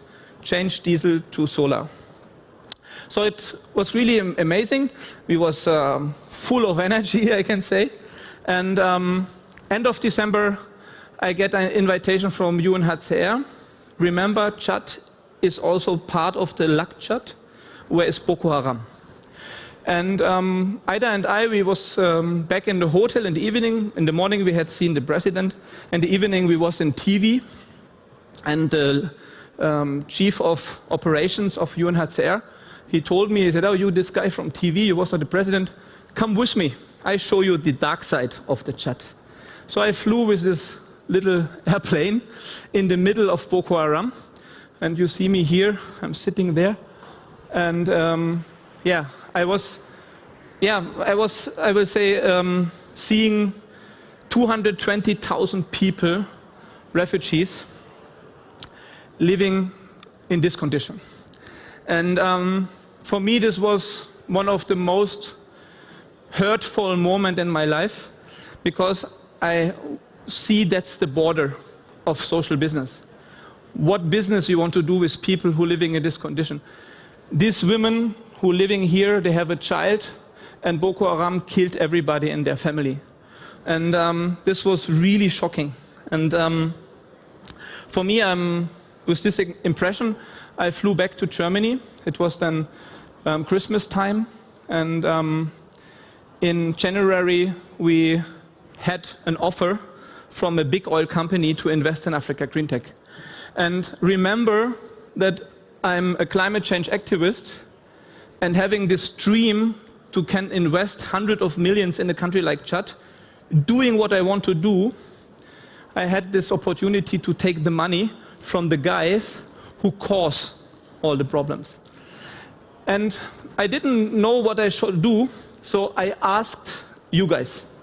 Some of you remember, it was a LinkedIn post, And there I asked, shall we take money from the people who caused the climate change to repair what they destroyed? And 69% say yes. They take the money, doing good. And I didn't sleep for more than 1 week. And it was a commentary under this post from the Polarstern founder, who said, if you take this money from these guys, I will not work anymore with you. And so finally we decided to deny. We say, shall, thank you, but no thank you. And some weeks later, they lost their lawsuit against them. And today I'm very happy that I make this decision. February 21, we go back to Chad with the team. You see some people from the team. This was in Sar. It's the south of Chad, a very beautiful city, running on diesel. But this city with more than 1 million people has only 4 hours electricity a week. And we traveled with our delegation over there. And all of us get COVID in Sar, in Chad. Yeah? And it was not so nice, but all make it. That's the good news. And coming back to the capital of Chad, in N'Djamena, it was the final part of the election party of Idriss Déby, who wins the elections in Chad. And in 22, he killed this guy. So our contract partner, who gave me the key for electrifying his country, they just killed him. And it was a Saturday. On Saturday evening, we was in a restaurant. On Sunday, people was starting shooting on the streets. And on Monday, we get evacuated from Chad. So this is a really painful time. And coming back to Germany, we had this tremendous success with our crowdfunding campaign. Because more than 2,200 investors trust us and finance more than 4.2 million. And we broke all records so far made in crowdfunding. And this is also a very, very positive feeling. And after I felt this thankful investments from this many people, I said, hey, all what I faced in Chad, they killed the president, but we will continue. So we talked in the team. Some of them was also demoralized because the experience in Chad was quite hard for the team to get evacuated. People are shooting around you. Parents are calling, what is going on? And it was really a hard time again for the team. And some of them are outside. You can ask them. And with this experience of making this success, we decided we continue. Even what happened in Chad, we will continue. And in June, our team installed the pilot project in Senegal because what we say in the crowdfunding campaign was that we entered 3 new countries. So we started in Mali and Niger, and we said we will go to Senegal, we will go to Chad, and we will go to Madagascar. And in June, we had this positive experience. Our first pilot project was inaugurated in Ndiop. And in July 2021, the energy minister of Cameroon called us and said, hey, you are cool guys. I heard what you want to do in Chad. President is not over there. Just come to us. We can also give you some villages. And they invite us to electrify 200 villages. It was online. And we will travel in November to Cameroon to discuss. In August, I traveled to Niger. Some of you perhaps follow a little bit the political situation over there. They elected Bazoum, the guy in the picture behind me, and in a democratic way. So it was a peaceful transition from the former president Issoufou to Bazoum. And the director of the Rural Electrification Ministry invited us to restart our 50 villages project. And it was a quite successful day. because we signed a contract that we restart Niger with 50 villages. And yeah, so we are on a good way now, but I want to also show that even if it looks very great, it's hard work. It's sometimes not very easy, because psychically you have to always restart your own power. And I hope that together with you, we can make it and electrify 3 million people until 2030. Thank you. I have even 4 minutes. And perhaps we can use that for questions. I don't know. Is it possible from the moderation side? So, unfortunately, due to COVID, we don't have microphones. But if you have a burning question, and Maja would just offer you to raise your hand, and I come to you, and you can ask me the question. We can't do many questions, but if there is one, I would do it now. So this is your chance. Otherwise, he will leave the stage, and then you can jump on him. Yeah. Yeah, there is a question. Yeah? Okay. I will come to you.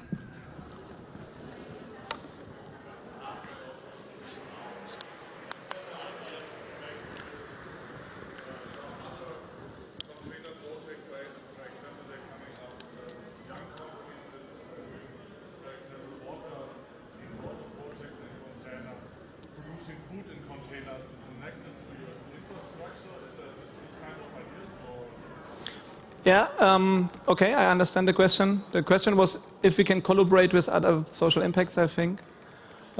Yes, that's exactly the idea of the impact side.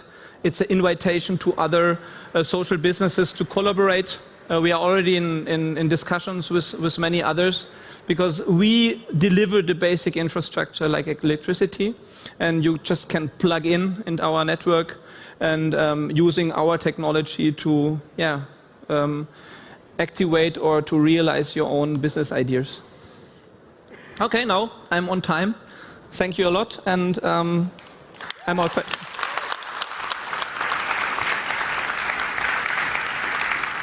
Thank you so much.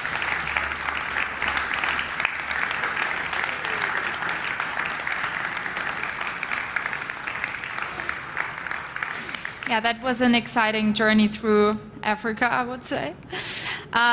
The next speaker, I welcome you, Roberta Boscolo. She works for the World Meteorological Organization. It's a hard word to pronounce.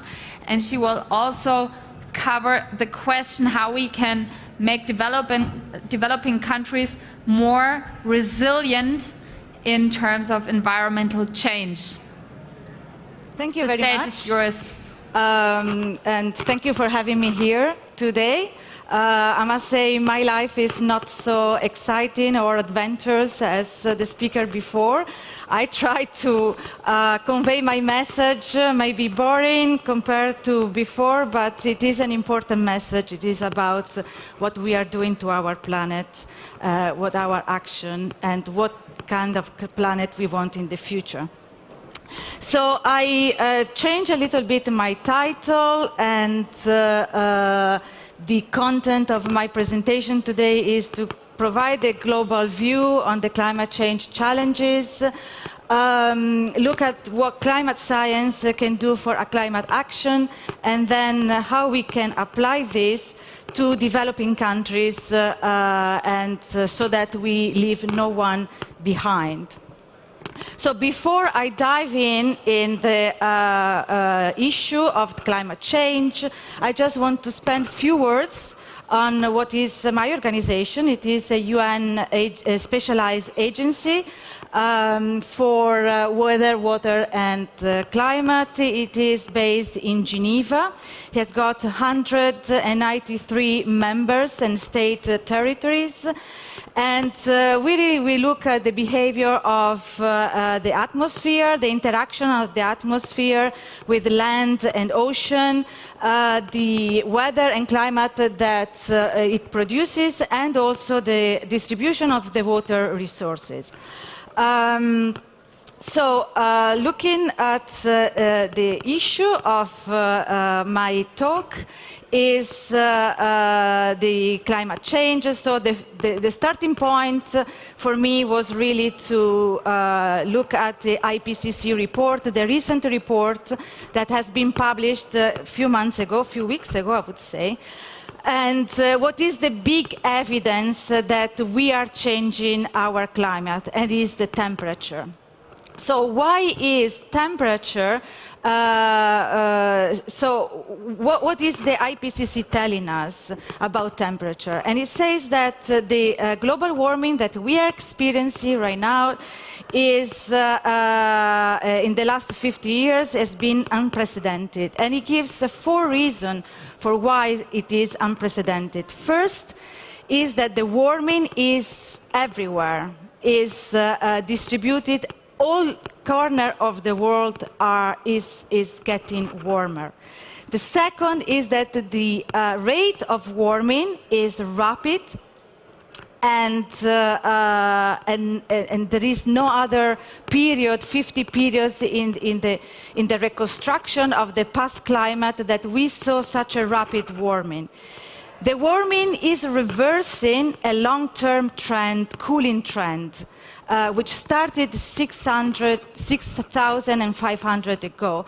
And especially the level of temperature, the temperature that we are experiencing now, we need to go back to 125,000 years ago in order to find similar temperature as before. So this is, IPCC tell us that this is an unprecedented time. But we do have other evidences of how we are changing our climate, and they are listed here. And there is glacial retreats, sea level rise, temperature in the Arctic and in the Antarctic, ocean acidification, and heat in the global ocean. Also, we have the portion of the hurricanes, for example, that are the major hurricanes from category 3 to 5, their occurrence is increases. And I actually put this map of climate anomalies and extreme events in 2020, so just last year. It is an article that just came out in the Bulletin of American Meteorological Society, and it says that just in US, the US last year experienced 22 extreme events that costed each of them more than 1 billion of economic losses. And the total of it actually amounted to of economic losses of 95 billion. More kind of record-breaking from last year, 2020, is here. I'm not going to list it, all of them. You can read the slides. But what I'm going to say is that last year, due to the COVID restriction, we actually emitted 7% less in the atmosphere of CO2 as the year before.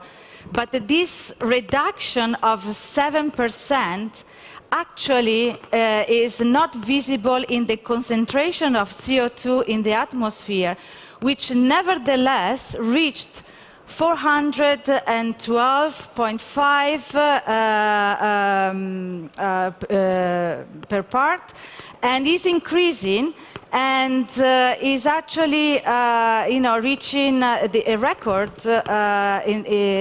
since we started the measurements.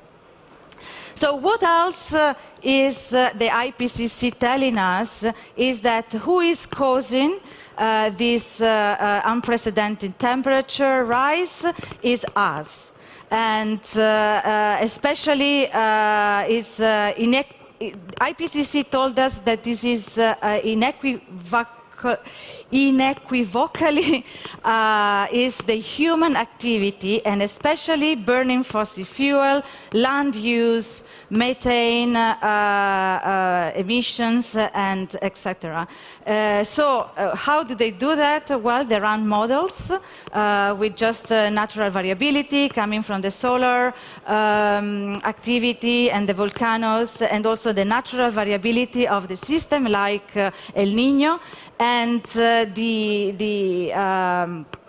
we are not going we are not going to reproduce the same amount of temperature with these natural forces, and the only way that we can model, we can simulate the actual temperature is by adding CO2 in the atmosphere, as we are doing with our human activities.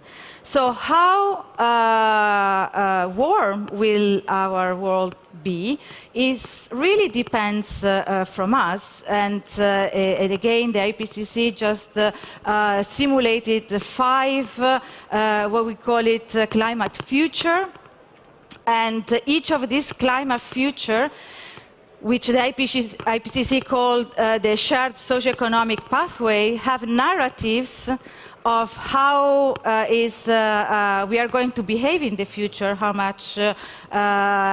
do we use the energy, how do we change the land, how do we plan to use agriculture, and so in these 5 different climate scenarios or climate future, we have the low emission scenarios, where it corresponds to the first and the second shared socioeconomic pathway. We are able to stabilize the temperature to 1.5. But if we go to the intermediate one, we are already going to go further. We are going to get more than 2 degrees. And of course, we can also reach 4 degrees if we really, go ahead with business as usual, or the fossil fuel development. One thing that the IPCC says, which is, I think it is very important here, is that the carbon sinks, the natural carbon sinks like forest and the ocean, that help us to reduce, to capture the carbon in the atmosphere, with scenarios like 4 degrees, are going to be weakened. So the idea or the vision that we can really continue to do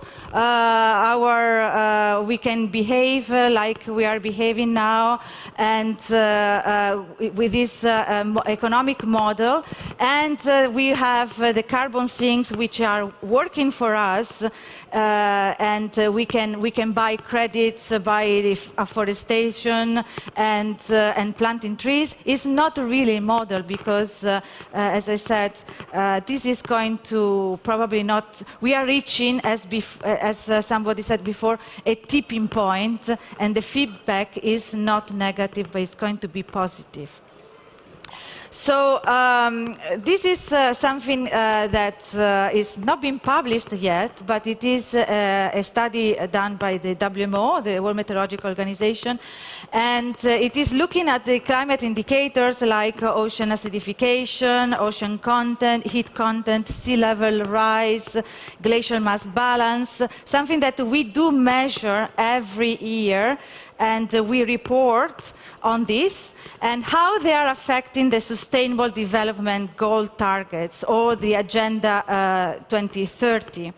And this study shows that the 7 climate indicators are going to are going to create risks, serious risks for biodiversity, food security, and also reducing poverty and maintaining the peace. So this report really says that if we increase the concentration of CO2 in the atmosphere, we are going to reinforce the inequalities that we are already experiencing now, and also threatening the basic needs,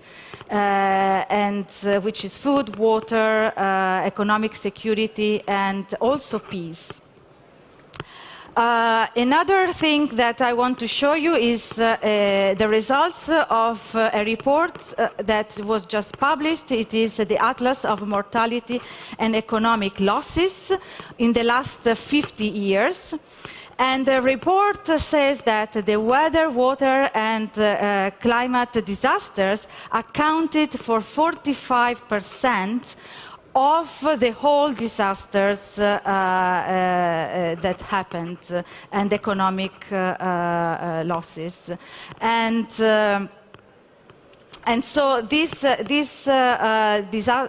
disaster, account for 45% of the death, the total death, and also 74% of the economic losses in the world, which account for 3.6 trillion US dollars. So in the last 50 years, what we see is that the mortality, so the disaster actually increased fivefold, but the mortality actually decreased 1/3. So which means that we are getting better in prevent, in getting more resilience to extreme event. Important to say, and this is my point that I want to say later, is that 90% of the death happens in developing world, and 60% of the economic losses were reported in the developing world. And again, just to make my point is countries like Africa is in terms of disasters is a completely different story if we compare it to South America or we compare it to Europe. For example, in Africa, we only have 50% of the total disasters of incurred triggered by weather, water, and climate. But we have 30% of the total death and only 1% of the economic losses. And South America is a completely different story, as they have less disasters but more economic losses than Africa. So very important to put these risks and these solutions in the regional context. And this is why WMO has started really recently to provide information on the weather, water, and climate at regional level. We usually have annual reports on the state of the climate, but from 2019, we also had the state of the climate in Africa, and we also published the state of the climate in South America. I think I already finished my time. Can be possible. Anyway, I'm trying to be very fast here and say that the regional approach is really important because the climate risks is really the interaction of three conditions, and it is the physical trigger, the physical phenomena, the exposure, which is the people, the ecosystem, and the assets which are at stake, and the vulnerability. So the regional or the local context is really important in order to look at the climate risks and also the opportunity if the three combination of these elements are actually produce a lucky environment. So very quickly, I just say that in WMO we have developed a framework in order to address the climate risks.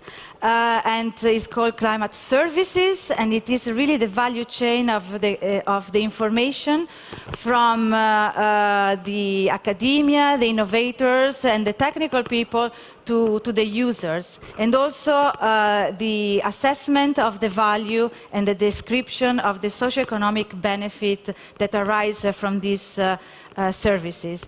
And I'm here going to go very fast, sorry, just say that climate science is ready to provide all the information to have a value climate services, and also a value for the people and value for the market. And it is really spanning the whole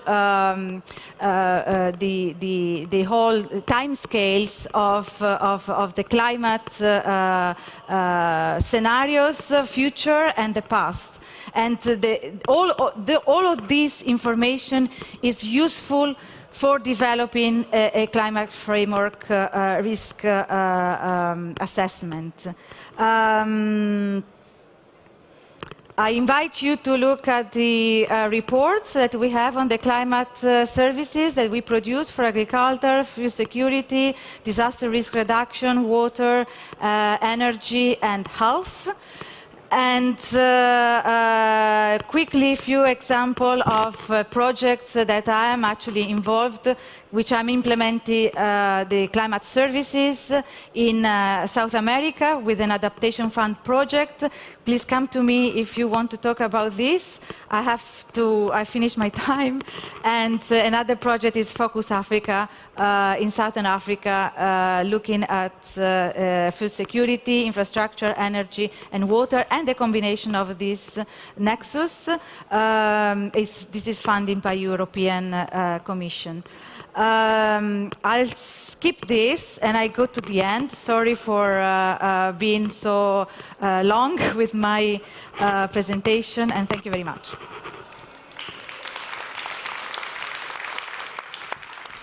Thank you very much. We're now doing a quick job rebuilding the stage because we're coming to our final expert panel of the Impact Festival.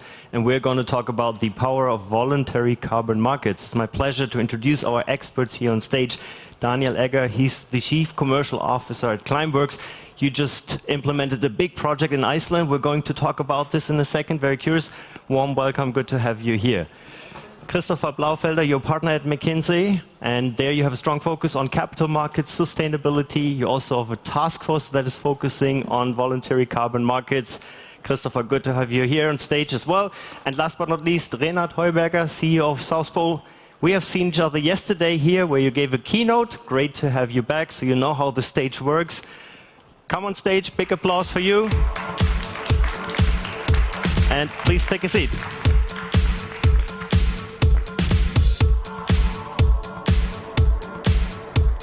All right, warm welcome. So now we're talking about how to remove CO2 from the atmosphere.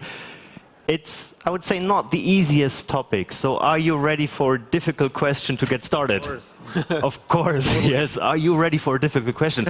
How do voluntary carbon markets work and why do they matter? Christopher, you want to get started? Absolutely, and thanks for having us here.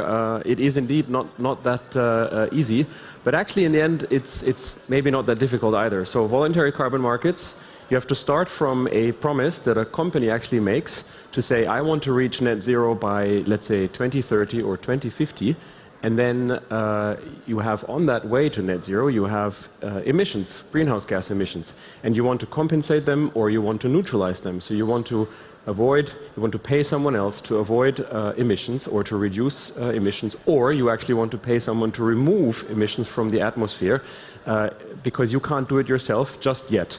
That doesn't mean you shouldn't decarbonize yourself, so to change your own operations and decarbonize, that's actually your primary goal. But for the stuff that you cannot do yourself, you can use the voluntary carbon markets to neutralize emissions and avoid and reduce them by paying someone else to do it. That's the essence of voluntary carbon markets, and I think that's what we're going to talk about today. That was the easy way to explain. Renat, anything you want to add here on this one? Yeah, perhaps also from my side, thanks for having us here. And I think that was absolutely spot on. And perhaps just two misunderstandings.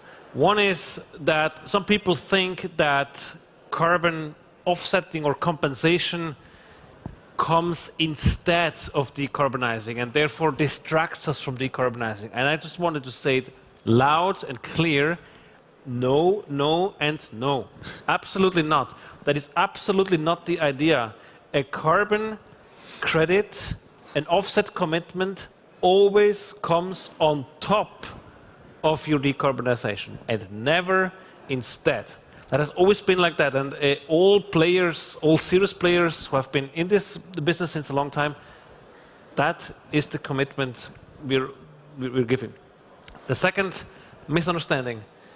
Some people say, well, you know, you offset your emission, and then you kind of the money is then going somewhere, and I don't know, but at least you're buying away your guilt. And I want to make it very, very clear. The money that is collected through the sale of carbon credit is needed as climate finance to finance projects, especially in the global south, which otherwise are not bankable. And we need this money, because even if all our companies here in Europe decarbonize and get to net zero, what about the farmer in Ghana? What about the forest owner in Indonesia? What about the cashew nut provider from Paraguay? They don't have the means to just decarbonize. And that's why we need this funding from those markets. So the market as a means to make funding available. When we talk about markets, you want to see markets grow. Daniel, how is the market evolving? How has it been evolving over the last couple of years? How do you envision it also to further evolve? Yeah, great to be here. Thanks for having us.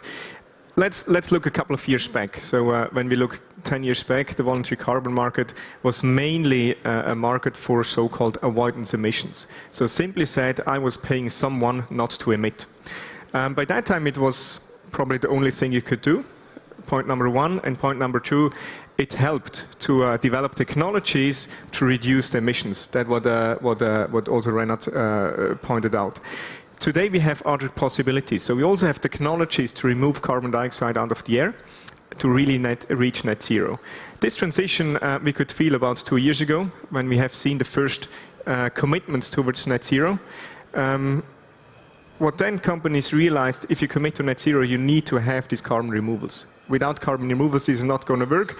And what companies also start to realize, to apply carbon removals, you need to apply budgets, and this is really important. And this we see happening right now. So it's definitely a growing market, and it's a growing market on the demand side, but also on the supply side. And it's a market which is new. So we also need to establish different market mechanisms like certification standards and so on, also to have a proper market mechanisms in place. And maybe one topic that we have been discussing over the course of the 2 days, and it was interesting, of course, the role when it comes to removal, the role of nature and the role of technology. And what I found stunning is that there was quite some controversy in the different presentations. Remember, yesterday we started with John Schellenhuber, who was a bit skeptical, maybe a bit skeptical was kind of frankly, who said technology doesn't work in that field, maybe because it's too expensive for whatever reason. Then we heard others who say maybe the trees themselves are not doing the job. I think that's a good opportunity just to throw this out here and discuss this with you and discuss the different aspects, because it was like different keynotes not linked to each other. What's your point on this when you think of technology and nature? Who's doing the job? Look, I mean, on the task force for voluntary carbon markets, we projected that you know, the globe needs to reduce emissions by 23 gigatons by 2030. Reduce. Now that includes at a minimum 2 gigatons of removal, and I'm not even talking about compensations for avoidance and reduction, but 2 gigatons at a minimum of removals. Now, currently, a lot of the market is in forestry solutions or nature-based solutions, which is great. You know, we should obviously use what nature offers us much more than we're doing right now. But that's just not going to be enough. Secondly, you absolutely need both nature and technology. It's not either or, because both have their pros and their cons. I mean, nature, for example, has a lot of permanence issues. So, you know, trees, they can sometimes, you know, burn or have other issues, you know, because just the way it is. So you need technology solutions that are more permanent, more longer term. On the other hand, technology solutions right now are actually super expensive. It's at the beginning of the cost curve. You know, it's like basically solar cells like 20 years ago. So, that's why you need both. You need, permanent solutions on the technology side. You need more affordable solutions to make impact right now, which is probably at this moment, when you look at the supply cost stack, more on the nature-based side. So I don't think it's an either-or. It's actually a both-and. So I started with a difficult question. May I ask a stupid question now, just to make it very clear? So I'm a corporate now. I need to do something about my CO2 emissions. On that market, I can then choose between different projects out there, different types of projects, nature-based projects, tech-based projects. How do I evaluate this? Is that the market taking care of this? How do I make sure, Renat, that I get the right ones? Well, just to add very quickly on this topic, first of all, I couldn't agree more. We need both, and I would even be provocative by saying, what are we all really good at? I mean, if we're coming to this Impact Festival, there's one thing that we're really good. We love to criticize each other. That has been I'm in this space since about 20 years, and the environmental people, engineers, scientists, they love to criticize, and oh no, my solution is a little bit better than yours. And the problem with, that's of course interesting if we talk among ourselves. But we should be careful when we talk to the public, because what that does is it creates confusion. Sure. And it's then very easy for the fossil fuel industry to say, ha ha ha, yeah, these guys, they don't even know themselves what they want. Let's wait until they figure it out. And they sit back. That's the problem. So we should, if I have a request for all of you guys here, let's absolutely have those fights internally as to which technology is a little bit better than the other one. But when you speak to the outside public, can we please agree that we need all solutions and we just need to finance everything and we need all hands on deck? Because we really need to unite a little bit. Anyway, I just want to make that call for bold statements and stop criticizing ourselves. Now, as for the companies, indeed, and it can be a bit overwhelming, of course, at times, that there is a big selection of countries, technologies, removals, avoidance. But then again, I think that's also the beauty of this market, because when you have a company in the healthcare sector or a company in the logistics sector, they might have different preferences. For example, we have observed that companies in the healthcare sector, they love projects that have health benefits in addition to saving CO2.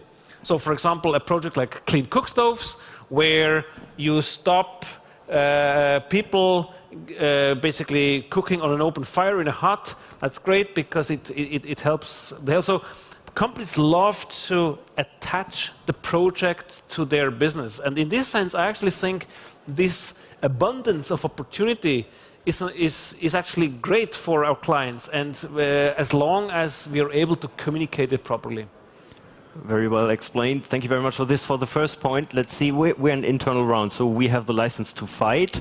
If we do fight, we just turn off the live stream, so they are not watching us. No, but I think that's a good point, because that constructive criticism is very important in the scene to discuss, to find solutions that really work. When we come to the market now I'm a corporate, I'm on the market, I've decided I would go for something in the tech field. I might find you there, and what would I find? Just maybe to continue a bit what you said, it's the question what kind of targets we would like to reach by 2030, 2050, and so on, and based on that we need to think what kind of solutions we can have. When we look at the market today for just talking about carbon dioxide removals, then we have a supply volume of a couple of million tons per year. So it's not that much.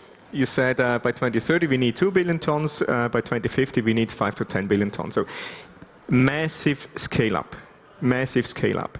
We have a bunch of solutions today which are not scaled. So if I, not talking now for Climeworks, would need to make a decision, put all my money on one solution, probably I wouldn't do that. I would rather see that I'm spreading my money over different solutions to give all of them a chance to start to scale.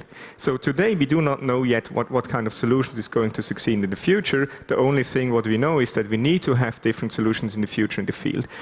when people are coming to Climeworks, then they're basically, we're on the tech side and with a solution with highest permanence, probably one of the highest scalability, but also with the highest prices. So what we tell companies that it makes sense to take a certain portion of their portfolio, also with carbon dioxide removals from direct air capture, but also balance it out with other solutions as well, which also what you said fits to their strategy.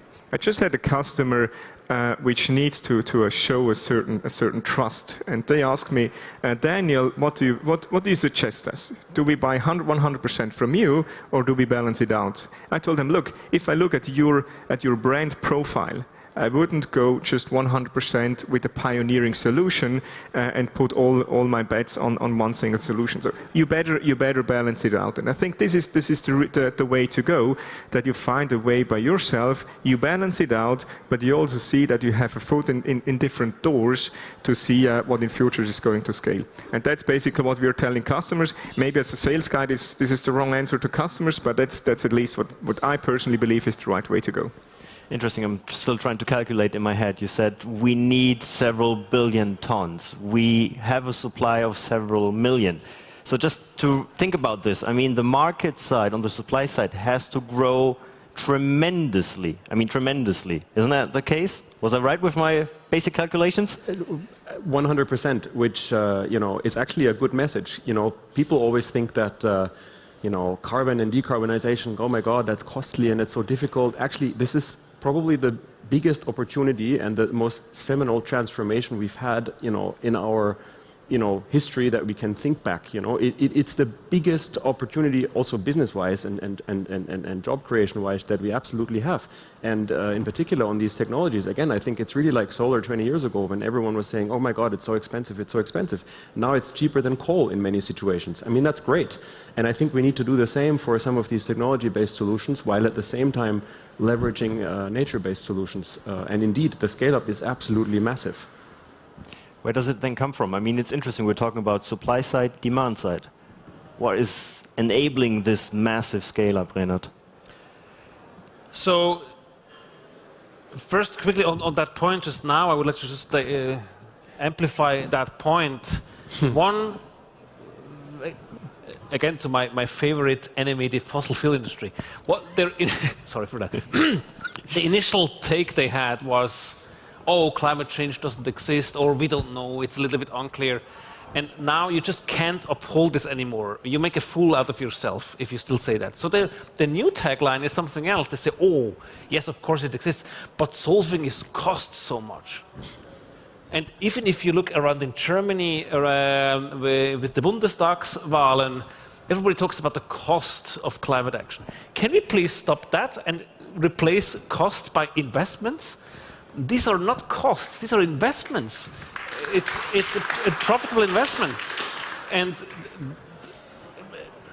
it's not only that we're investing in the future of our kids and all that, what we all know, it's also profitable investments that will pay tax, create jobs in the next couple of decades. So I couldn't agree more. It's a business case, and you have to treat it as that. Climate action is a business case, and it's an interesting one. But of course, there are some people who don't like that, because there's going to be some losers, and of course, they don't like that situation. But yeah, that's the way it is. Anyway, where's the demand coming from? So, in my opinion, if you have every company with a credible climate target should automatically also have a price on carbon and should use at least part of that price on carbon to compensate for their emissions with a combination of technology as we just discussed. Why is that? A climate strategy without an internal price, why should that be credible? If your CFO is to approve an investment, let's say in a new car fleet or a new factory, and you don't price the carbon, why would you just not take the least cost option as a CFO? So this pricing of carbon is very important in absence of government regulations. As we all know, ideally, of course, we would have a global price on carbon that is just applying. But as we all know, we're not there yet, and it's going to take a while. So in the meantime, Every company should set a price on carbon, have a target, and ensure that you're compensating 100% of your emissions to create that price signal. But that will be a voluntary pricing that you do for calculation purposes? Is that the way how it should work? I think that's the way forward, at least in the short to near term. I mean, Article 6 negotiations are going on, and we will have another round in Glasgow in a couple of weeks. And that's, of course, referring to the compliance markets. And unfortunately, Article 6 negotiators have not been able yet to establish a truly global compliance market. Hence, there is no truly global price on carbon. I mean, of course, there's the EU ETS, and there is now the new system in China and in California and so on. But what Renat is referring to is that there needs to be a strong economic incentive in the books and P&Ls and financial statements of each and every company that makes these companies look at those numbers and actually act accordingly. And of course, it is actually, in some sense, voluntary at this point in time. However, the gap that the compliance negotiators, that the global governments are leaving because they cannot get their act together, literally, is filled by pressure from the large investors on this planet. So the likes of BlackRock and the Net Zero Asset Owner Alliance, they're increasingly increasing the pressure on all the companies they invest in by literally voting out management if they don't make a change, and hence if they don't put these measures such as a carbon price in their financial statements, which frankly is a good thing, because if the large capital owners start to take that up and enforce this in all the corporations of this world, that is a good thing, because it does actually make a change for good without government regulation. That doesn't mean that government regulation is bad. Again, both is actually useful. It's just good to see that global capital now actually really makes a difference, and increasingly for good, especially because of those large investors. So that will then be the driver on the demand side. I mean, you're building up on the supply side. Maybe you tell us a little bit about the project. I mentioned the one that you just launched last week in Iceland. How does it look like? Get us into this, please. Yeah, the plant we launched last week in Iceland is capturing 4,000 tons of carbon dioxide every year. How much is it? An average German is emitting 8 tons of carbon dioxide every year. So with this, we get 500 Germans net zero. Not that many. For us, it would work, but probably not for all of the guys outside. So we need to massively scale. And the plant we have put into place has basically 2 reasons to be there. The first reason is to start building up a market. For having a market, you also need to have a supply. When you have customers, you need to supply them. So with these 4,000 tons a year, we have a first capacity in the field to supply customers. Second thing is we need to have a technical and a product base to further scale, and this is exactly the purpose of this plant. So what we can do now is basically add additional capacity into the field. So what is foreseen is that every 3 years, we believe that we will be able to increase the capacity by a factor of 10. So that by the end of this decade, we estimate that we'll be on a level of a couple of million tons every year, which is still not on the billion-ton scale, but at least it's on a level where we can show that solutions like that can make a difference. And what is needed for that? It's basically it's a demand side, and we always have this discussions internally. If we put a bigger machine into place and we have not pre-sold that, is this a huge risk? But our experience is, as soon as the plant is in place, you can also sell the capacity. So we need to take care that this is not a chicken egg problem, so that you basically can basically just start from one side. And so far, this was successful. Let's see what the future brings. We talk about the future. We started with a difficult question. I made a stupid question in between. Now we end with another difficult question. So let's look into the future, 2030. Renat, you have the SDG symbol here anyways. I mean, this is our guiding principles, I would say. Where will we be in 2030? So I'm personally, it sounds perhaps a bit odd, but I'm actually quite optimistic that this is going to happen. I see a lot of signals, and I have to say it was already, the technology is ready, right? Money, we have an abundance of money in the system. Governments are printing money every day, so it's not about the money. What has been lacking was the demand from people, from the street, from young people, to really make a difference. And that finally happened through Greta Thunberg and her whole movement that has rippled across the world, was unstoppable even in COVID times.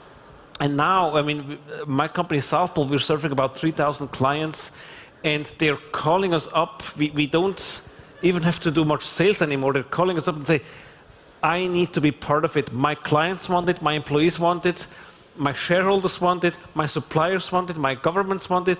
It is just unstoppable. And we all know, we have experienced with renewables, we have experienced with electric mobility. We have a lot of examples how it can go very fast. So I would not be surprised if actually instead of a couple of million, you actually might achieve a couple of billion of removals, perhaps not in 2030, but shortly after, simply because an unprecedented amount of interest is coming your way. And let's also keep in mind once again, and that's why I'm having this pin, climate action is not only about reducing emissions. It stands for the whole vision of a planet that is just like more fun. I'm talking about more about biodiversity, which comes with a forest project. I already had the health example. I'm talking about jobs, clean water, so all kind of great things that are just more livable. So the question really is, what's actually stopping us really, except for a few lobbyists who still bamboozle the brains of politicians? If we can amplify these movements and get the lobbying power on our side, it goes fast, because as soon as these investors you were talking about have vested interests in you, in us, in all these solutions, all of a sudden the lobbying power goes the other way around. And let's see, it can then go very fast all of a sudden. And very optimistic. And maybe one comment to make here, what I think we should all reflect on, and we've heard it over and over again, how much has happened in the last 2 years in public perception, in advancements in different fields, is tremendous. I mean, it feels a little bit fuzzy, but this was kind of reassuring here because we heard it over and over again. So, I mean, this is the point that you made here as well. Daniel, do you already feel that extra weight on your shoulder now from that few million tons? You got the billion tons now on your shoulders.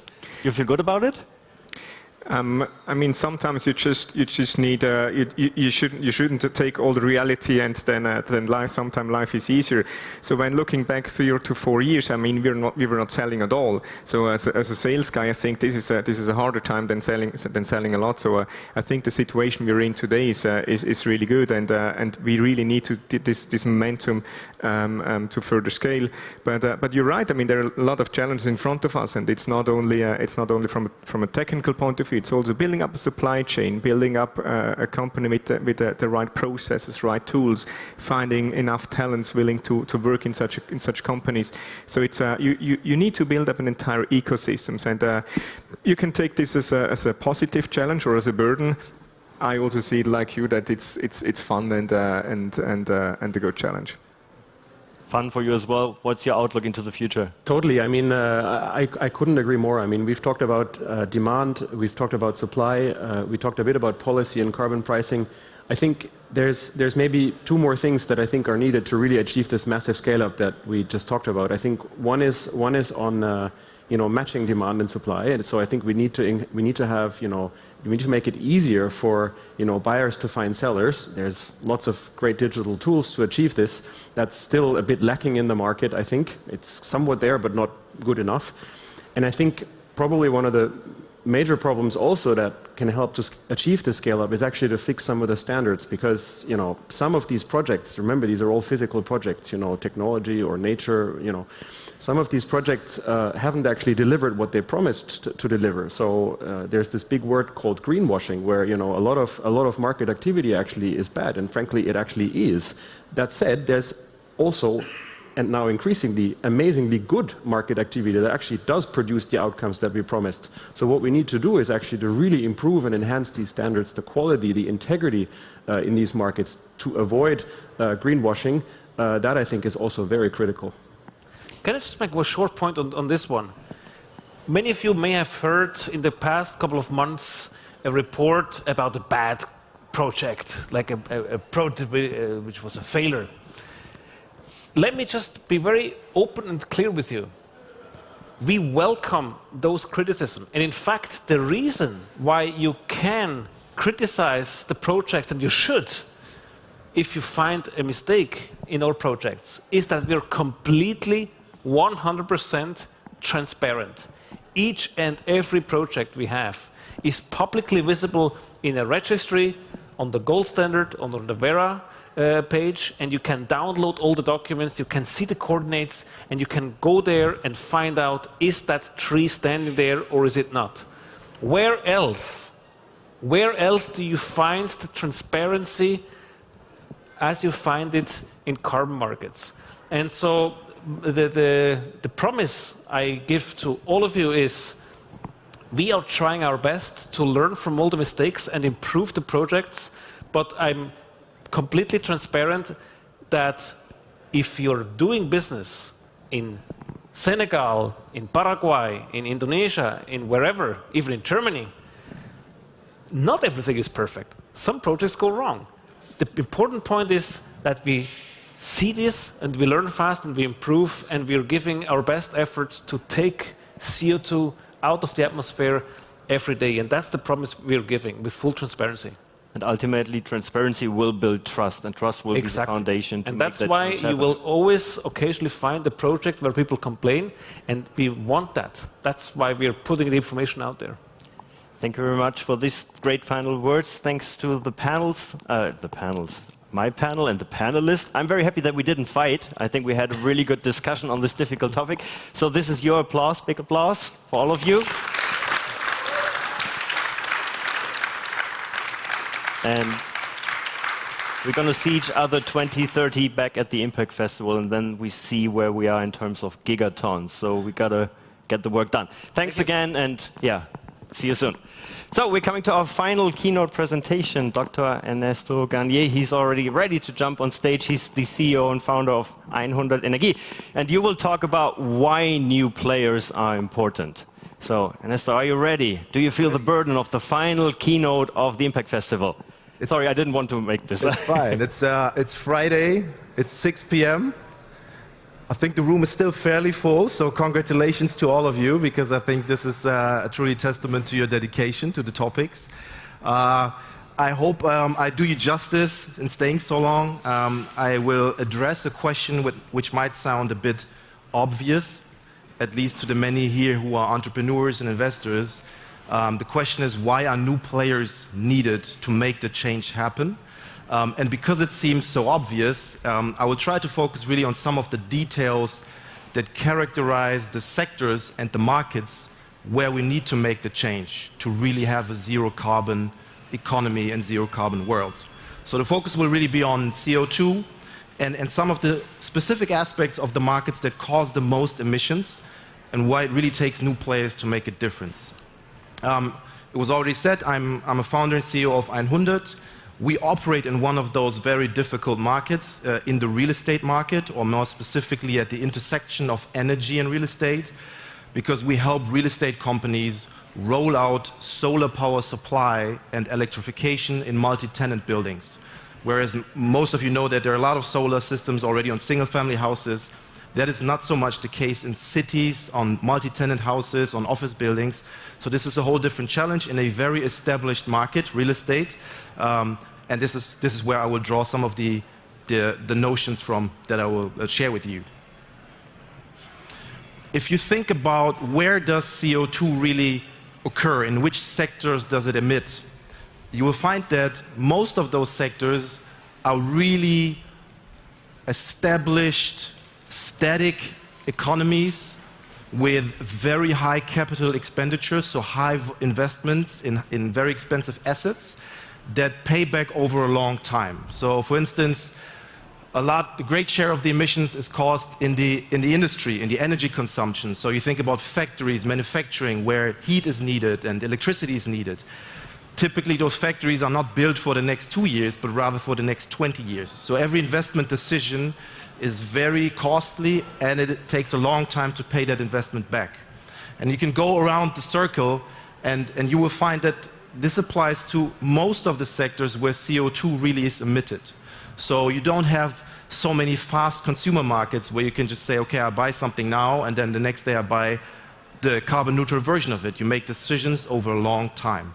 And this even applies to the ones which I have not circled in yellow, so even transport, a big share of the transport market, or the agriculture market is also marked by long-term investments. So the capex, the capital expenditures are high, the investment cycles are long, and so the decisions that are being made really hold firm for a long time. And this is tricky if you want to change the technology that is being used from dirty, high energy, high CO2, to clean and very efficient, because there are factors that make it hard to get rid of what is there, and there are factors that make it hard to introduce something new. So the factors that make it hard to get rid of what is there are, at least in my experience, three. One is the marginal cost effect. So if you think very simply of a power plant, of course, if it's already there, the investment was already made, you have fairly low marginal costs. So there's a really high lock-in with the existing infrastructure. And the same applies to buildings. If a building is, once it's built, it stays there for 30 years. And you will not just be able to compete with the heating system that is in the building because it was already paid for. And so it's very hard to convince somebody to just get rid of that investment. Then you have an experience lock-in, which is extremely relevant if you think about industries, you think about companies that we deal with. For example, again, in the building sector, if you think about a project developer who builds many, many buildings over every year, the people there that design those buildings, that design the energy systems, they are being used to a certain type of technology, gas heating, oil heating, and the advantage that they have in reusing that technology over and over instead of learning something new creates an experience lock-in.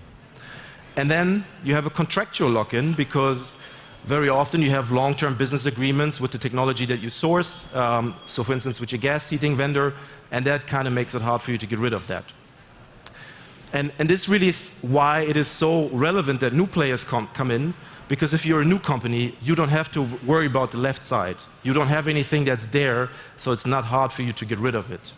Still, you have some challenges which are really typical to some of the, say, CO2 heaviest industries.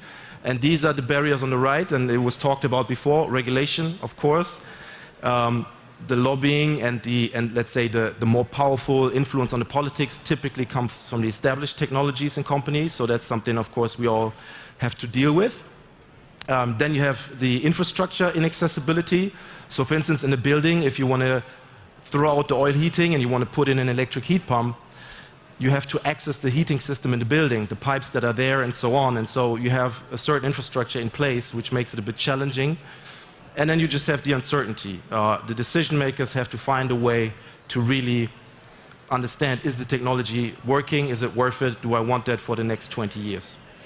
But again, the good news is new players only have to fight against those barriers on the right side.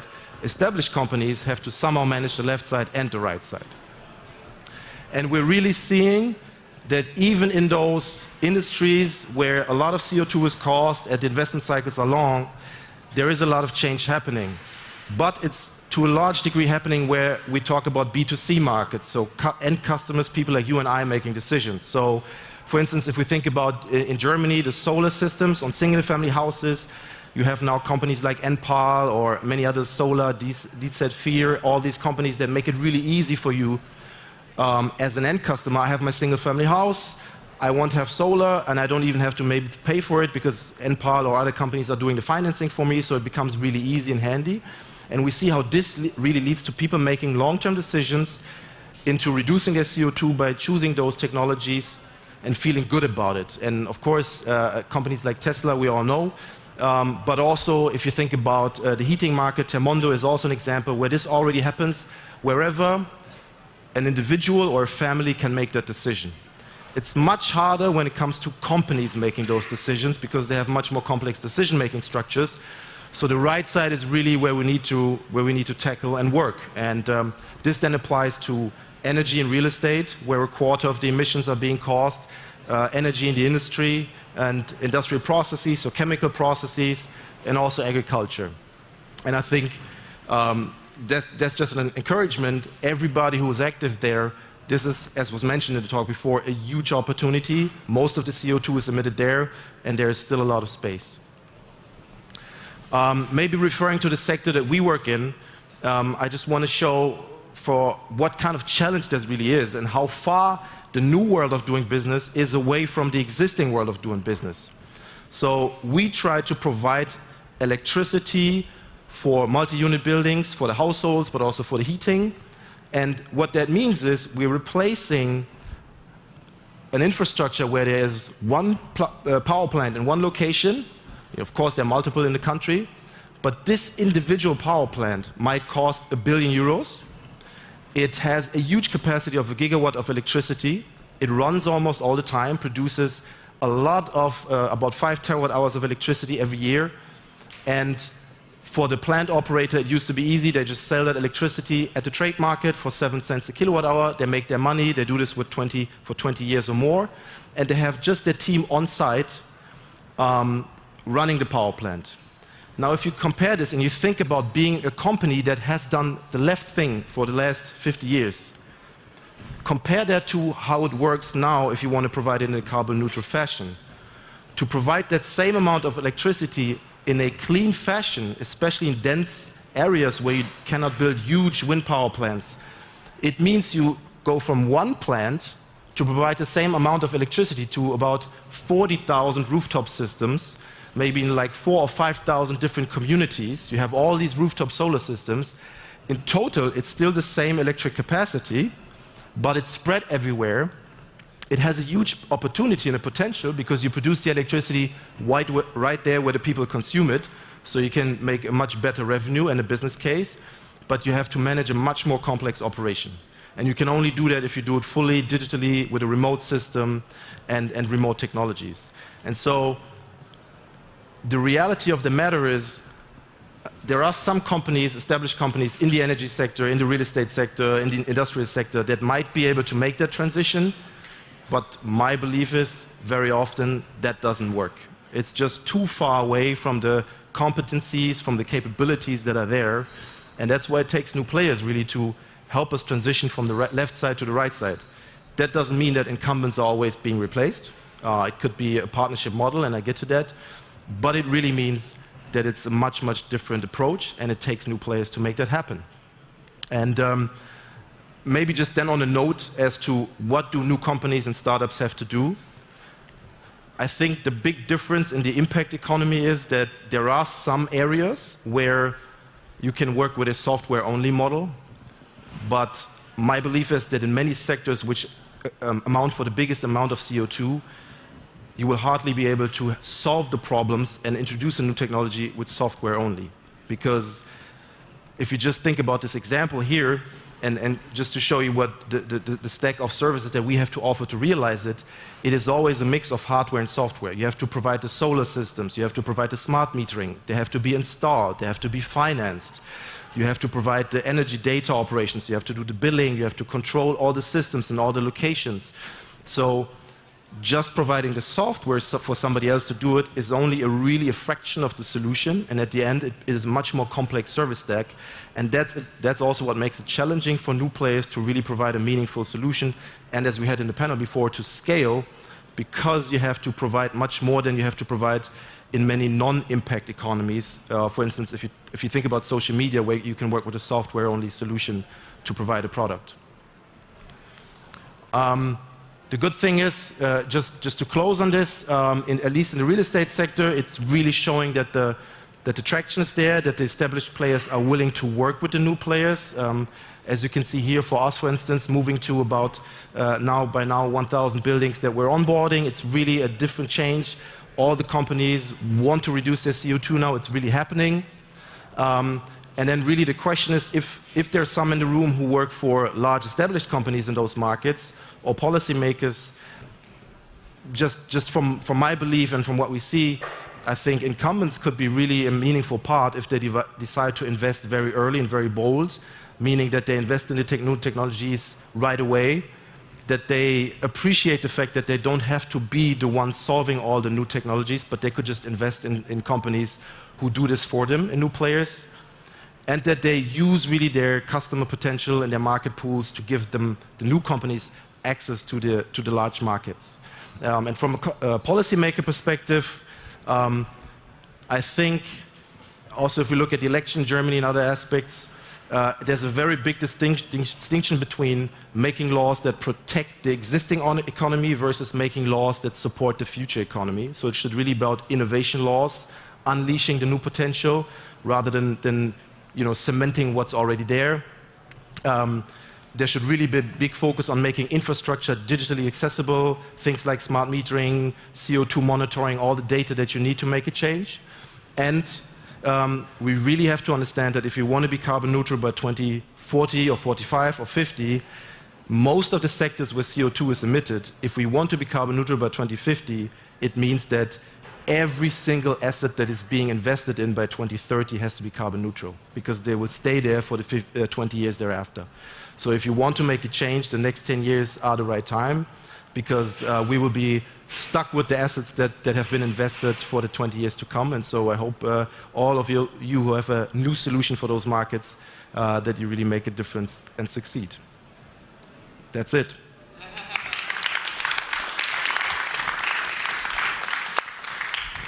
Thank you very much. Thank you. Let me quote you. That's it. That's it. Impact Festival, we're coming to an end. So yeah, let's start with one final round of applause. No, maybe two more. Laura, we've come a long way. We keep it short. Big thanks to everyone, to all the speakers who have been here with us on stage, to all the exhibitors, to the team. To the team, to the organizers. Yes. Well, they didn't hear it. We have to be louder. This is for the team. Well, and of course to every one of you being here on site, being with us online. There was a lot going on. I think it was a great energy. We are very much looking forward to many more Impact festivals. Hopefully, yes. Hopefully it will become a series. We don't know, you don't know, but let's see. Thank you so much for being with us, and have a safe travel wherever you want to go next. Or have a snack outside, eat a carrot currywurst. And see you soon. Thank you very much. Bye-bye.